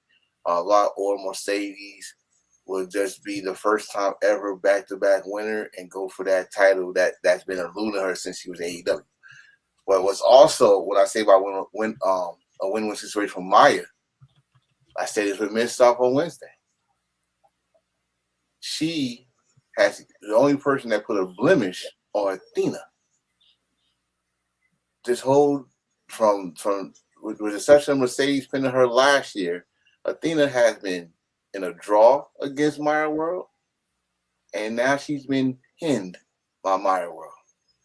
And if you watch the match after the match, they actually interview Athena, and Athena is still pissed off about this. Mm-hmm. Oh, it's coming. That title match is on its way. There's no win. It's on its way. So you not only showcase your talents, you became a star. You might as well say you're a household name right now because they know who you. They know who you are. You are. You just been added to the female roster, and you gonna be rewarded facing your mentor and have a chance to end her historic title reign that we are living in forever. You might be the first person to end this. So shout out to her and shout out to Mercedes doing what she do. She did. She won a tournament. She earned another opportunity to get this title. The question is, like this was also what I talked about earlier. Thekla against Mercedes. As of right now, that's what it is. But who knows? Who knows? Is Thekla gonna be champion by the time All In? And who's gonna beat her? And it got to make sense. You gonna beat Thekla for this title, but we know Mercedes got that title match at All In, and you know she's gonna let us know about it every damn day until All In. So, congratulations to Mercedes, not just for winning, but becoming the first ever to win back-to-back Owens. So she technically did not steal her own belt because that was her belt. So it's still her belt as light skin. Educated me last year about it. It's still her belt until next year. Also, the ladies did their thing. Not just Mercedes and Maya, but Starlight Kid and Thekla. The ladies tonight, both matches did their thing, and I think we should put not us, but fans as general should put some damn respect on their name. Period. Mm-hmm. That's it. I'm done. I'm good. Mr. Guy, you have something to say? So, like Mid-South said last week, Maya World has already been made because she made the finals of the Owen. This match solidified her into her stardom, so to speak. Because, like you mentioned, Enforcer, they had an interview in place with Athena afterwards to basically set up to this encounter between Maya World and Athena. Maya World will eventually become a champion, whether it's in AEW or Ring of Honor, but I believe she is going to be the one that dethrones Athena. Now, I know everybody's speculating, it should be Billy Starks. It should be Billy Starks. No. It should be Maya World.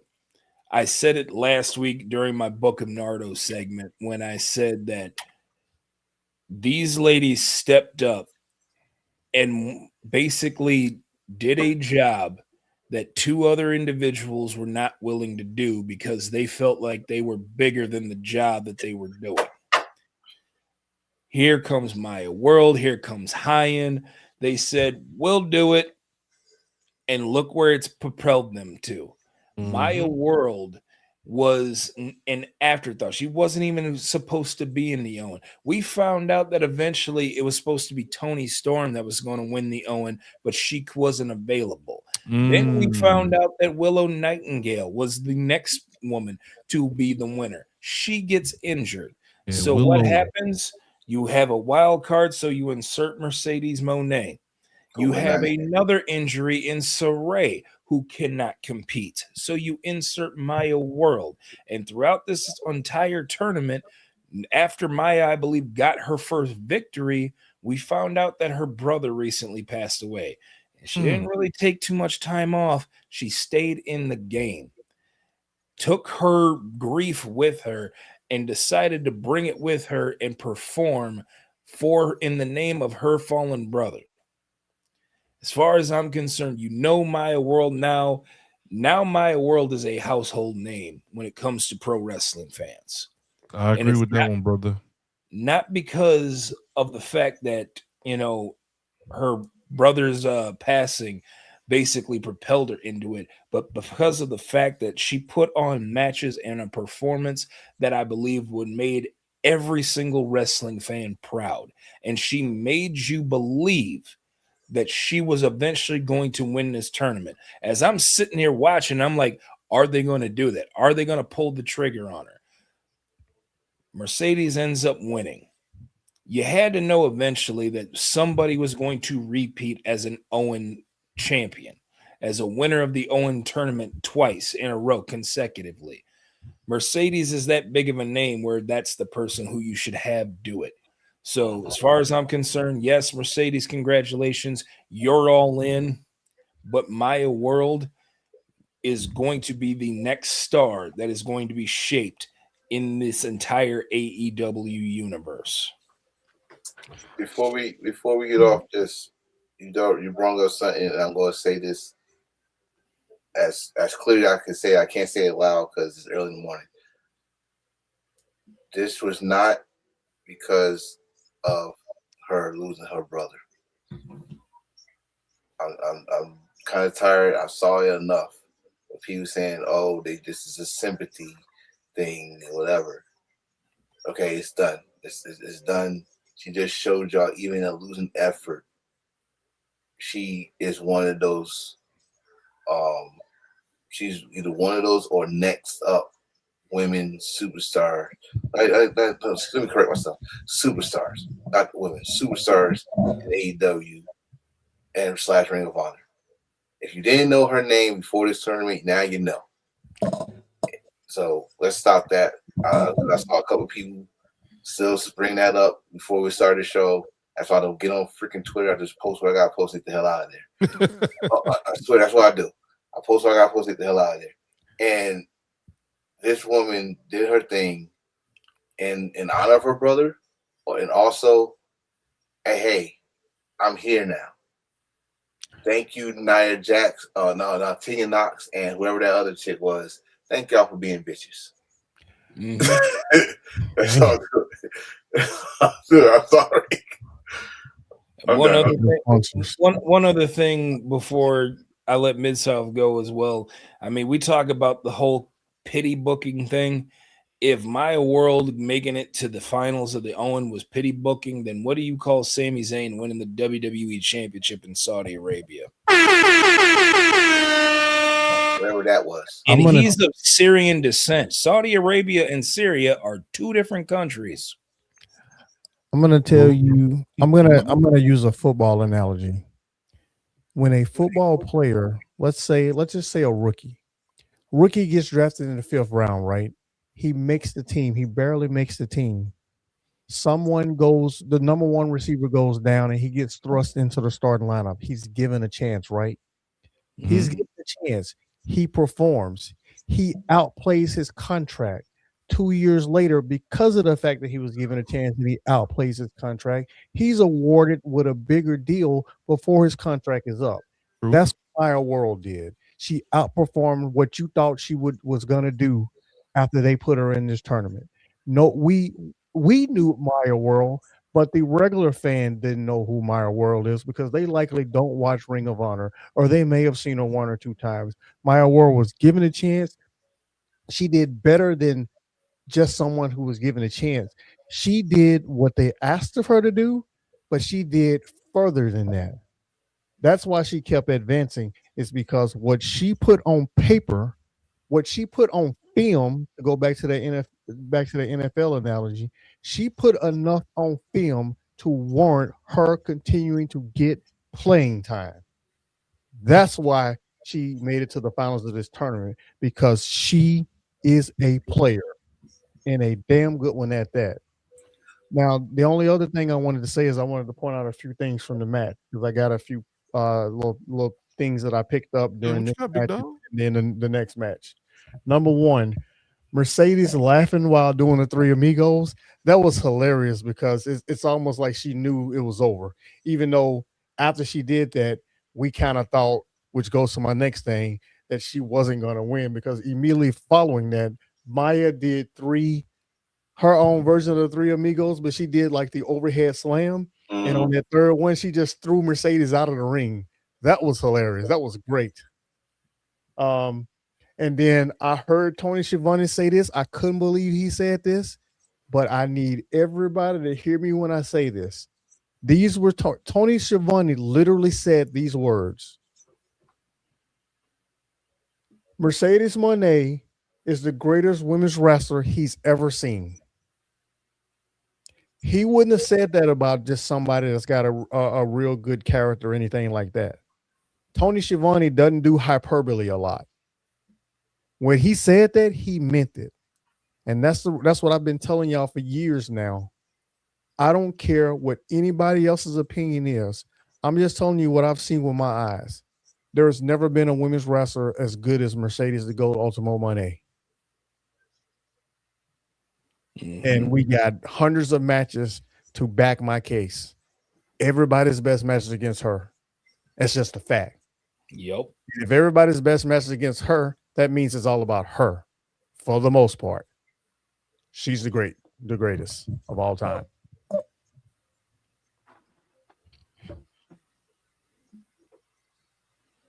Did you have anything to add to what Miss South said, guys?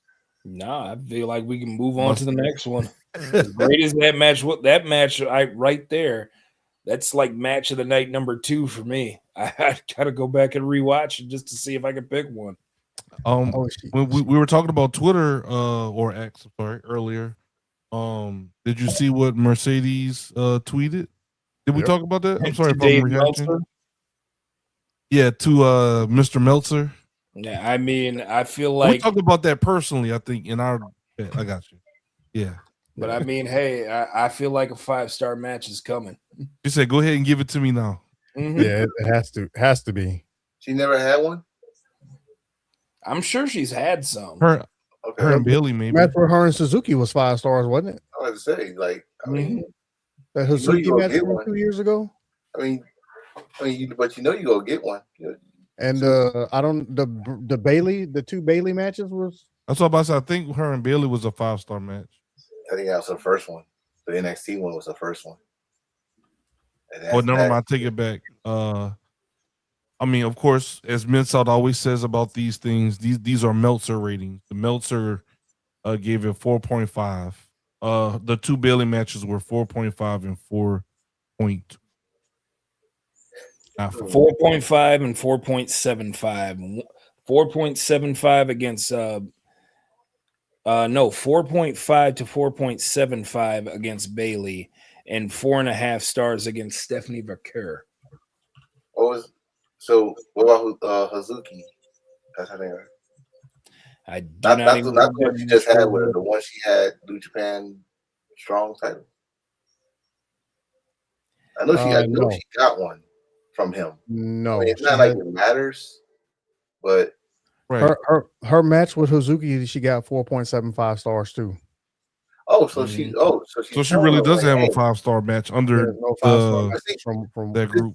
This would be a whole different argument, which would waste our time because there's a guy named Kurt Angle that never got one. Miss South said it best. He just said it, and you put comment 6 next to what he just said. You understand? If your freaking best match is with this woman, and that's the best match that we get out of you from this woman, no one else. And you know what I mean? Like, common sense tell you that, hey, she's the best damn dance partner to get if you want to have a great match. Yep. You're not gonna get gold. You're gonna get maybe silver, bronze. You do it with someone else, but you want gold. You want to dance with her. So, yeah. I mean, make Meltzer do the right thing, get her a damn 5-star. But if you don't, it don't matter. It don't matter. She just gonna continue winning. Yep. All right. Next match I have on the docket is Death's Door. Death's Door. Steel cage match. They named the cage Death's Door. The Death's Door.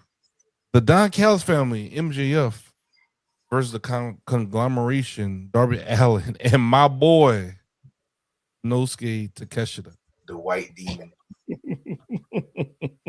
Y'all heard Chris mention it a little bit earlier in his thoughts of the pay-per-view. But what are your thoughts of the steel cage match? There's a lot that went on in this match, so I'm not gonna go through the notes that I have, but I want to know what you guys think. Let me start it off, please. Okay, First off, the Nintendo spot was my favorite. let's be honest. I feel I even sent out a tweet like Nintendo sales should spike now because of this one spot. Okay, like they pulled out an old school Nintendo Entertainment System, and first off they broke out the controllers, which it took me a while to realize that there was barbed wire wrapped around these Nintendo controllers. They used it to legitimately decapitate Kyle Fletcher with a assistant clothesline. So that right there was just amazing. And then they used not only the Nintendo game console, but they put a cartridge into it. And of course, if you know anything about them old school Nintendo cartridges, you had to blow in it to make sure that it would work and get all the dust out. So I was like, Kyle, you got to blow in it first. Blow in it. And he blew up inside of it. Just, put it in and then used it as a weapon. That right there was my favorite spot. Gold. Like, not just that. But the fact that they all came out, the conglomeration and Darby Allin and Kenosuke, I'm like, all these guys have backpacks. But yet here's Roderick Strong with this hockey equipment duffel bag. And I'm like, why does everybody have backpacks, but Roderick Strong's got this hockey duffel bag? Sure enough, we found out exactly why. Because inside this duffel bag was the one and only Blackheart Leo Rush. Fine. And I mean, it was fine. But of course, the playoff of him acting like Gollum from Lord of the Rings and following around Max's Dynamite Diamond Ring, which leads me to believe that when they do the Battle Royal for an opportunity to face Max for this ring, Blackheart is winning that. It's either he's winning it or a certain cowboy is winning it. My precious. Yeah, exactly. I'm sorry, but Leo Rush is more over than Danhausen. I don't care what you say. Blackheart Leo Rush, the weekend that he had from his match in GCW with Shotzi Blackheart, please go back and watch it. It was amazing. Like those two were amazing.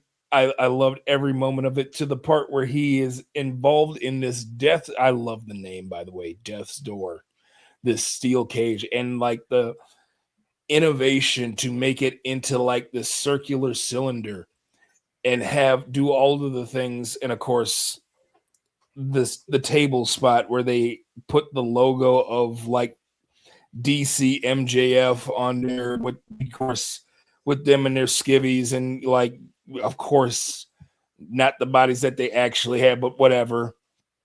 Like, I'm sorry. I felt like that was a jab to WWE with the sponsorships on tables, because that was hilarious. So, and then watching, Kevin Knight basically, get blown up by a booby trap backpack, which is better than watching those videos of people trying to porch pirate Amazon packages only to have a packet die blow up in their face, or the glitter bombs, or a glitter bomb.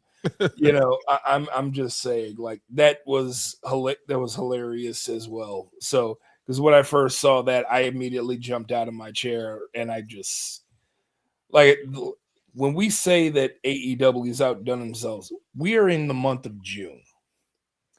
And we keep saying pay-per-view of the year. We said it for Revolution. We said it for Dynasty. We said it for Double or Nothing. Here we are in June, and we're saying it again for Forbidden Door. Like, I don't even want to imagine what Redemption is going to be like next month.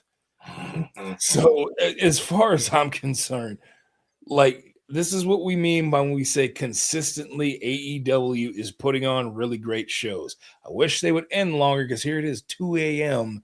and we're still hyped and talking about it. But at the end of the day, like, another great match. This was match of the night number 3 for me. I'm sorry. It just was. Let's start from the beginning. We said that this match cannot be in no regular steel cage with 12 men. Again, as Ziggy might know this, the last time someone did something stupid like that was TNA for trying to have a fucking 10-man tag with a regular cage. So it could not be Monsters no Ball. regular cage. Thank God that New Japan did this 2 years ago with United Empire against the Dogs, War Dogs. They had the cage around the ring, so like that's so like, oh, it gotta be something like that. But when I saw that cage, as Chris said earlier, I thought it was an elimination chamber, but I thought it was a roof on that damn thing. But other than that, how you just said they came out, I think. No, shout out to Jacques. Jacques actually said it. They came out with the t-shirts on. They all came out with t-shirts on. I was like, oh shit, they came out with the t-shirts, all of them. But the key word I had to look at was Andrade. Andrade came out with a suit, tie, with the t-shirt over it. I had to keep my eye on him. The Corporation came out, like Bryson just said, Roderick had the bag. And let's remember this. Roderick actually used that bag as a weapon. He was hitting people with that bag. Like, okay, something's in that bag. Leo was not in that bag yet, but something's in that bag. Before the match started, Darby already climbed the top of the cage. I thought he was going to jump off the cage from the beginning of the damn match. Nah, we find out what happened later. Each thing that happened to that match, not me, what happened to that match had something interesting to the point that I really believe MJF is hurt because he didn't really do much. But he hit his spots.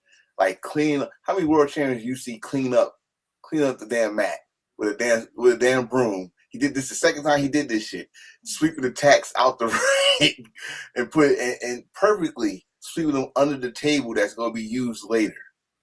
I'm going to talk about that spot in a minute. To the point that we opened up that bag. Little Rush came out. I marked the fuck out. If he goes at the Orange Cassidy, because Orange Cassidy was supposed to be the nervous one. Well, no, he's there to help him. He's beating up everybody. He beat up Okada. He beating up MJF, beating up, running away, all that stuff. And they finally caught him. They tied his ass up, put a chain around the back, tied him up. But it's so many spots. I don't want to take all day with it, but it's so many spots to talk about this match. This is not your normal cage match. And I'm glad it was not your normal cage match, first of all. Secondly, this is going to be another AEW type of match. It's going to be considered Death Door match. I love it. That's their match. At Anarchy Arena, that's their match. Stadium Stampede, that's their match. They're making their own stuff. New match. Soon later, someone will still. But it's starting AEW. Death Door cage match, chef's kiss. But let me land this real quick so I can give Miss off his turn. The outcome that we didn't talk about.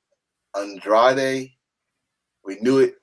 I say he's gonna be the next one out of Don Califan. I thought they were gonna jump him out, but no, he did it himself.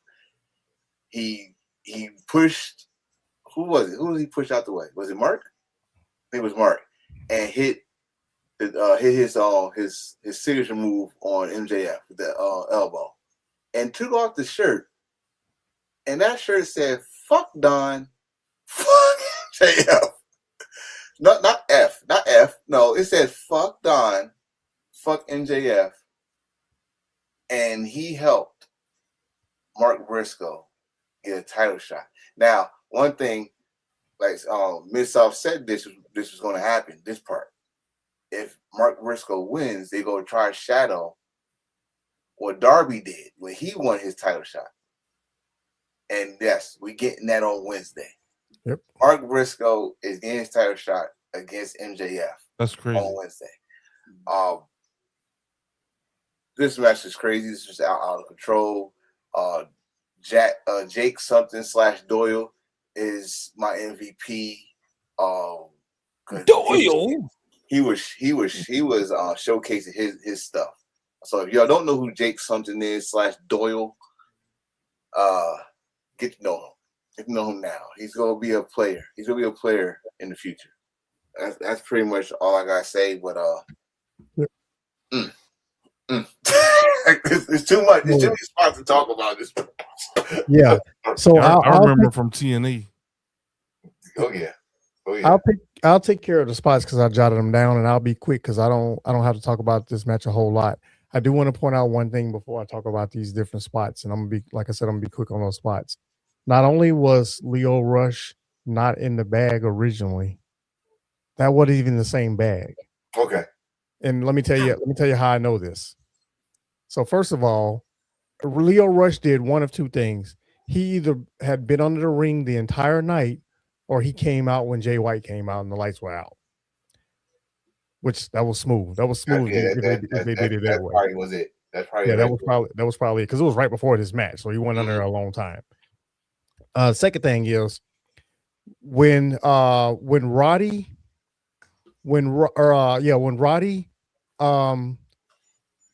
like right before, not too long before the whole Lio Rush thing happened, Roddy was having an issue getting the bag out of the ring. When he got the bag out of the ring, eventually he pushed it under the mat, under the ring. I literally saw him push it off to the left. You saw him push it out of the ring. When Lio Rush came out, the bag came from the right side of the ring. So either they pushed it from the left side all the way to the right side, or it's a totally different bag.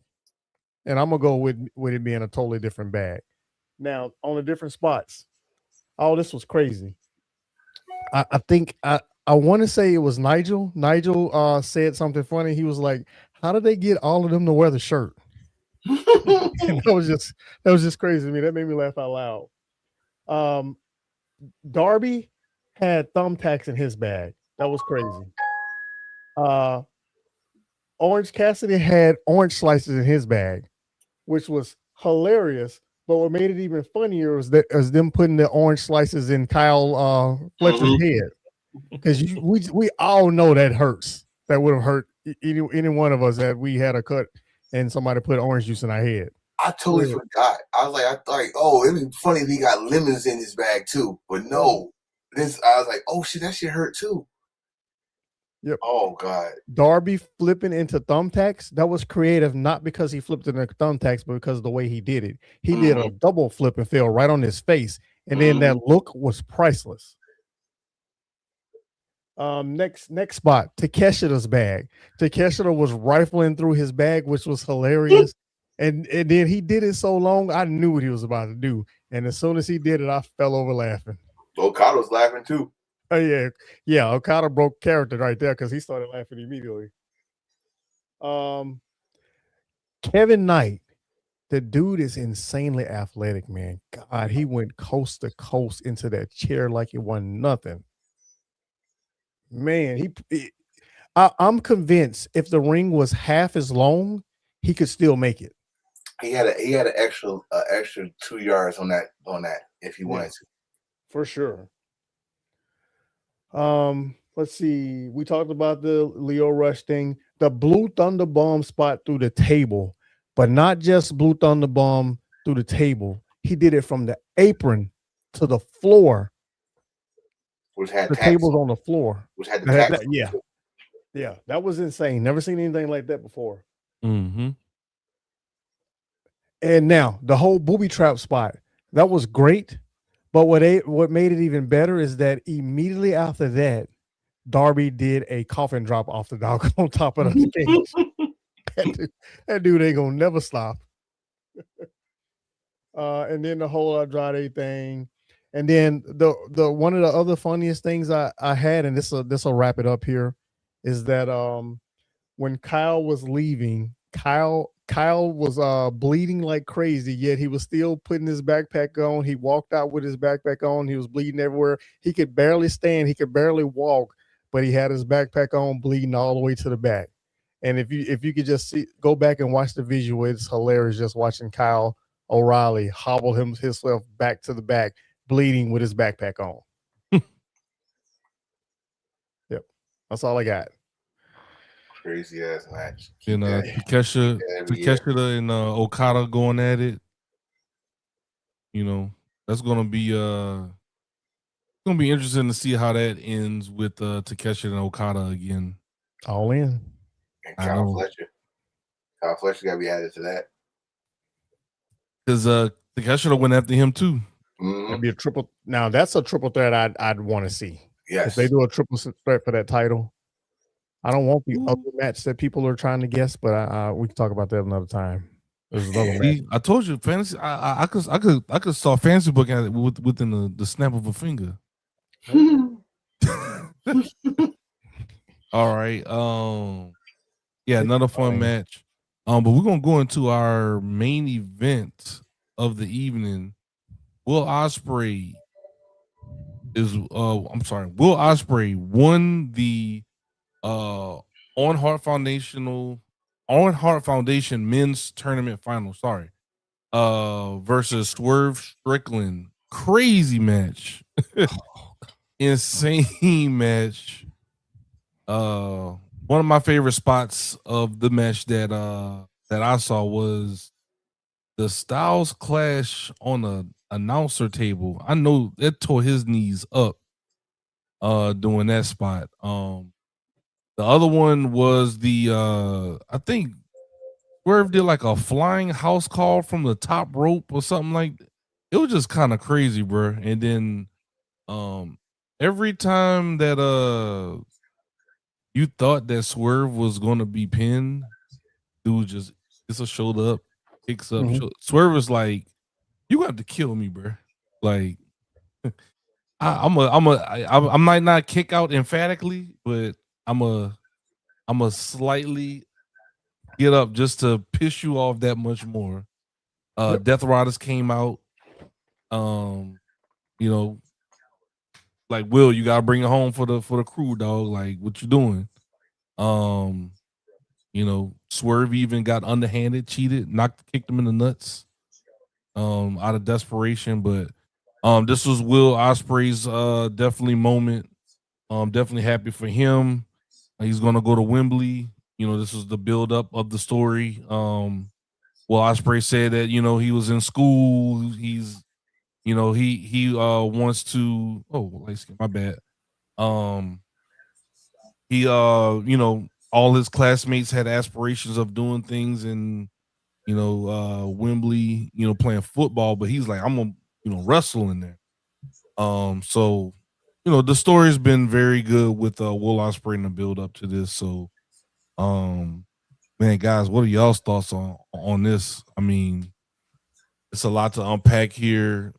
Match. I know a lot of people were saying the My World match was match of the night, but I don't know, man. Like, from what I saw, For me, I keep saying like that I have 4 matches of the night, and that's because it's hard to just pick one match. Like, I loved the Thekla versus Starlight Kid match. I loved Maya World versus Mercedes Moné. I loved Death's Door. And of course, the main event, which is the perfect main event, Will Ospreay going up and earning his opportunity to main event AEW's biggest show of the year at All In his home country. Something that he stated that he has wanted to do since they basically made All In a thing. You know, he wanted to be there. He wanted to main event Wembley. He wanted to main event All In, and he wanted an opportunity to win the AEW World Championship. It has been all leading up to this one moment. And of course, the entire match, like me and Dedrian said it best, Will Ospreay and Swerve Strickland told a story, not just leading into this match, but throughout the entirety of the match. This was cinema, as best as you could even put it. And like Mid-South has been saying, you know, countless times, there is more than one way to tell a story, and AEW pretty much proved that. You could see it towards the tail end when Swerve hits the house call and Will's eyes directly go to Jon Moxley and the Death Riders, and he's looking at them as like he's gaining some sort of fighting spirit from them. In order, because they know what he has been working towards. He knows what he has been working towards. They want to see him succeed. And sure enough, he did everything in his bag of tricks. The Styles clash, the Stormbreaker, the several hidden blades. But what was the big closer? The one thing that we knew that was going to seal the deal? The Tiger Driver. The Tiger Driver 96 is what did it for Will Ospreay. He had to go to that dark place in order to obtain the one thing that he always wanted, and that was to main event Wembley and get an opportunity at the AEW World Championship. He had to hit the Tiger Driver, something he hadn't hit in, I want to say, at least well over a year. Well over a year, he stopped hitting that thing. And this was the one time he brought it back, and this time it sealed it. He had to do it. So, congratulations to Will Ospreay. But like I keep saying, story is not done there yet. He still also has his companions in the United Empire to deal with, because they too want to know, where does your loyalty lie? Is it with the Death Riders or is it with the United Empire? I'm glad you brought that one up. thing, that buckshot that I forgot to mention earlier, that buckshot hidden blade was ridiculous. Bro, you get out my head, because I'm bringing that up. I'm bringing what he just ended off with, because that was supposed to climax into this situation if it wasn't for visa troubles. I'm so sick of visa troubles, because it just fucked up the game plan here. They were supposed to come out with Death Riders on one end and United Empire on the other, Will in the middle. But luckily, they finished what they did, how they did it. But between these two, Swerve, Will, they said it in their face-off. Every time they meet in the ring, it's a banger. Every time they team up, it's a banger. This did not disappoint. I said it earlier, this was the right choice to end the show. There's no way in hell that still cage matches go to, or no disrespect to my world and the GOAT, but I don't think nothing's gonna follow the story, the intensity, as they would say, the feeling, because I was into this match. Every kick out, every hitting blade, every house call, even Nana getting involved, splashing coffee on Will Ospreay. I was into it. I was like, what the fuck you doing, Nana? I was into it. And that's what you're supposed to be as a wrestling fan. You watching wrestling as a fan. I know that a lot of people are doing the content thing, but you show your true emotions on these content thing, I'm telling you, it's a whole different game plan. I was into this match. I felt all those hitting blades, especially that buckshot hitting blade, to the point that even they start doing old rivalry moves. Freaking Swerve did Deadeye. He did a hangman move on Will Ospreay. You know what I mean? They and then Will Ospreay did a hangman buckshot. You know, just like, because Hangman was part of the story, because they were like, have you seen him? I haven't even seen him. That's part of the. Thank you. I think that comment. Not only that, these motherfuckers brought DC Comics to life. We had Swerve as Lobo. We had Bane, Will Ospreay. It was from the entrance to the wrestling matches to the Will Swerve doing his best of promo during the show, during the match, talking about little bro. This brotherhood don't mean shit to me. Blah. He was talking shit, and I was into it. Swerve, and then Will start talking his shit after he busted them open. They both got busted open. The star clashed the table. Each move to this match, you felt the impact to it, and you felt the story. You know the story. You knew it had to be one of them. You felt, even at the point, sometimes I felt Swerve's going to win, because Wembley has not been good to Swerve at all. I don't even know if he won a match at Wembley Stadium at all. And what Will Ospreay was trying to go to for his dream, something had to give. We had to go through all those damn moves, like Lightskin said, Tiger Driver. And guess what? To answer your question, Lightskin, the last time he used that was in Wembley Stadium against MJF for the international title. That's the very last time he used the Tiger Driver. And look where we're Guess what? headed. That's what this Tiger Driver just did. It got him to Wembley's main event. Congratulations, Will. Congratulations. Not just doing that, but overcoming your neck injury, because you got hit with that vertebrae that we've been calling all 2 weeks. And he's gonna do it to you. The Swerve hit it. He hit it. And he kicked out. I think did he kick out at 1? Because they kicked out at 1 like a lot of times in this situation too. Where he did the hidden blade, he kicked out, then Swerve jumped up, and I was like, bro. I was looking like dude from WrestleMania 30 when Undertaker's streak got ended. I was like this, like I was like, bro. So yeah, I'm gonna land my plane there because I'm exhausted. I'm tired. Miss out. I'm gonna make this short and sweet. There are no other 2 wrestlers that can put on a performance like these 2. Better yet, there are no 2 wrestlers that has chemistry like these 2. This is the best of the best. I hate to bring other names from other organizations into this, but going forward from here on out, this is my Flair versus Hogan. That never happened at WrestleMania. Swerve versus Ospreay must eventually happen at All In for me. This is not, again, I talked about hyperbole earlier. This is not hyperbole. These are the best 2. That's it. I'm not, no context to that. They're the best 2. Just point blank. Point blank. Period. I always call Swerve the face of AEW. I think it's both of them. They are the 2. Bottom line. Question. What's the difference between face and ace? The face and the ace? Are you asking me for my opinion Omega? Or just okay? Your opinion or fact, whichever, educate. Okay. So I don't know about anybody else's opinion.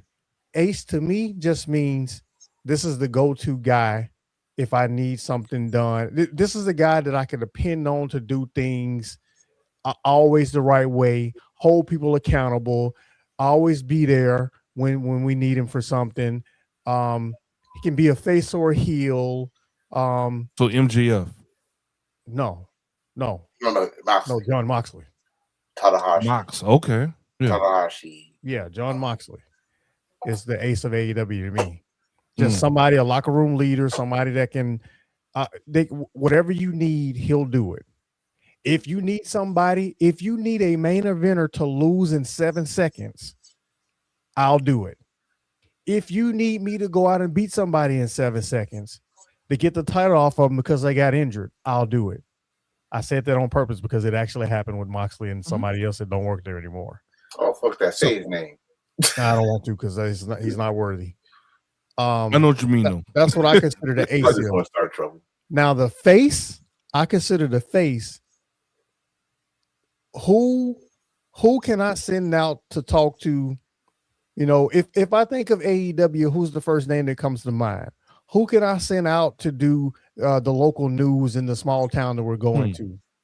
You know, who can I always put in front of a camera, but who always performs? That's what I think Swerve has been for AEW because he does all the media for anytime they go out anywhere. He does it all. Breakfast Club. Yep, all of that. DJ Vlad, all the media stuff. Yeah, that's a good point. Local news, all of that. Swerve does it. A lot of people don't. A lot of wrestlers don't want to do it because that's a lot of work. That's a lot of moving around. Yeah, I can say both of them do it. Swerve, especially do the urban areas for. And I was just about to say, yeah, he does the areas that look like us. That's why I consider it's Swerve important. That's why I consider Swerve the face because he does all the urban stuff, but he does the other ones too. He does everything. Oh, that's true. But I think my bottom line, man, they the two.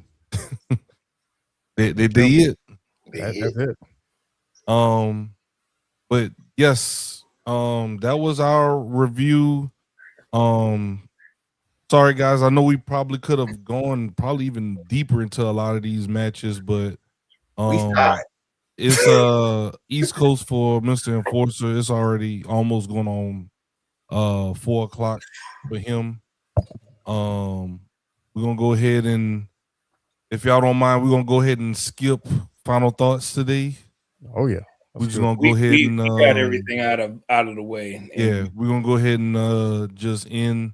Y'all heard Chris, if y'all were on, just if y'all want to hear even more thoughts tomorrow, well, today. The guys are going to be in the cookout over on TikTok. Make sure you follow these fine gentlemen on the panel. Light Skin Gaijin is doing a ton of content outside of just podcasts, and please make sure y'all are checking them out. What can we check you out at, sir? At Light Skin Gaijin on all social media platforms. That is TikTok, Instagram, Threads, Twitter, and also my YouTube channel, which I am currently working on the next episode. I know I've been gone, but you guys have known what I've been going through. Yeah, I've dealt with a lot of tragedy as of late, so I'm just trying to get back into the swing of things, and also trying not to, stress myself out with work as well. Understandable. And we do appreciate all that you do for the channels and the IWC, man. Miss Out, where can we find you at, sir? Catch me on here every Sunday night. I knew you was gonna say that, but I had to. Y'all can find him on Miss Out to NWA on TikTok. The man is brilliant. The man talks about a lot of wrestling. He knows his stuff. Y'all go check him out. Y'all support him. Give him a like and a follow, and go through some of his content, man. He got some good stuff on there. Enforcer, what can we find you at, sir? Everywhere. That is a true statement. I'm everywhere. I'm busy. Everywhere. I'll go ahead and give you flowers, man. This dude Enforcer, he's on a lot of podcasts. He's over on Wolfpack Podcast. He's over on well, football season isn't started yet, but I don't know if he's gonna be talking about any preseason stuff. But y'all make sure y'all go check out Mr. Attention Getter, Mr. Enforcer. Y'all check him out on TikTok, Instagram, and Reels, Threads, all that. Y'all, he's everywhere. But I'm Ziggy the Beast, man. Y'all check me out on IG at Ziggy the Beast. Beast spelled with a 3 because some kid that's 5 years old took Ziggy the Beast before I could get to it, and he has an inactive account. I can't get it back. So I appreciate y'all. We'll see y'all in the cookout if y'all are available. We'll see y'all next week for episode 332, live from the Zamuna Studios. It is a hashtag Heels for Life Wrestling podcast. We'll catch y'all next week. Same podcast time, same podcast channel. And we out, y'all.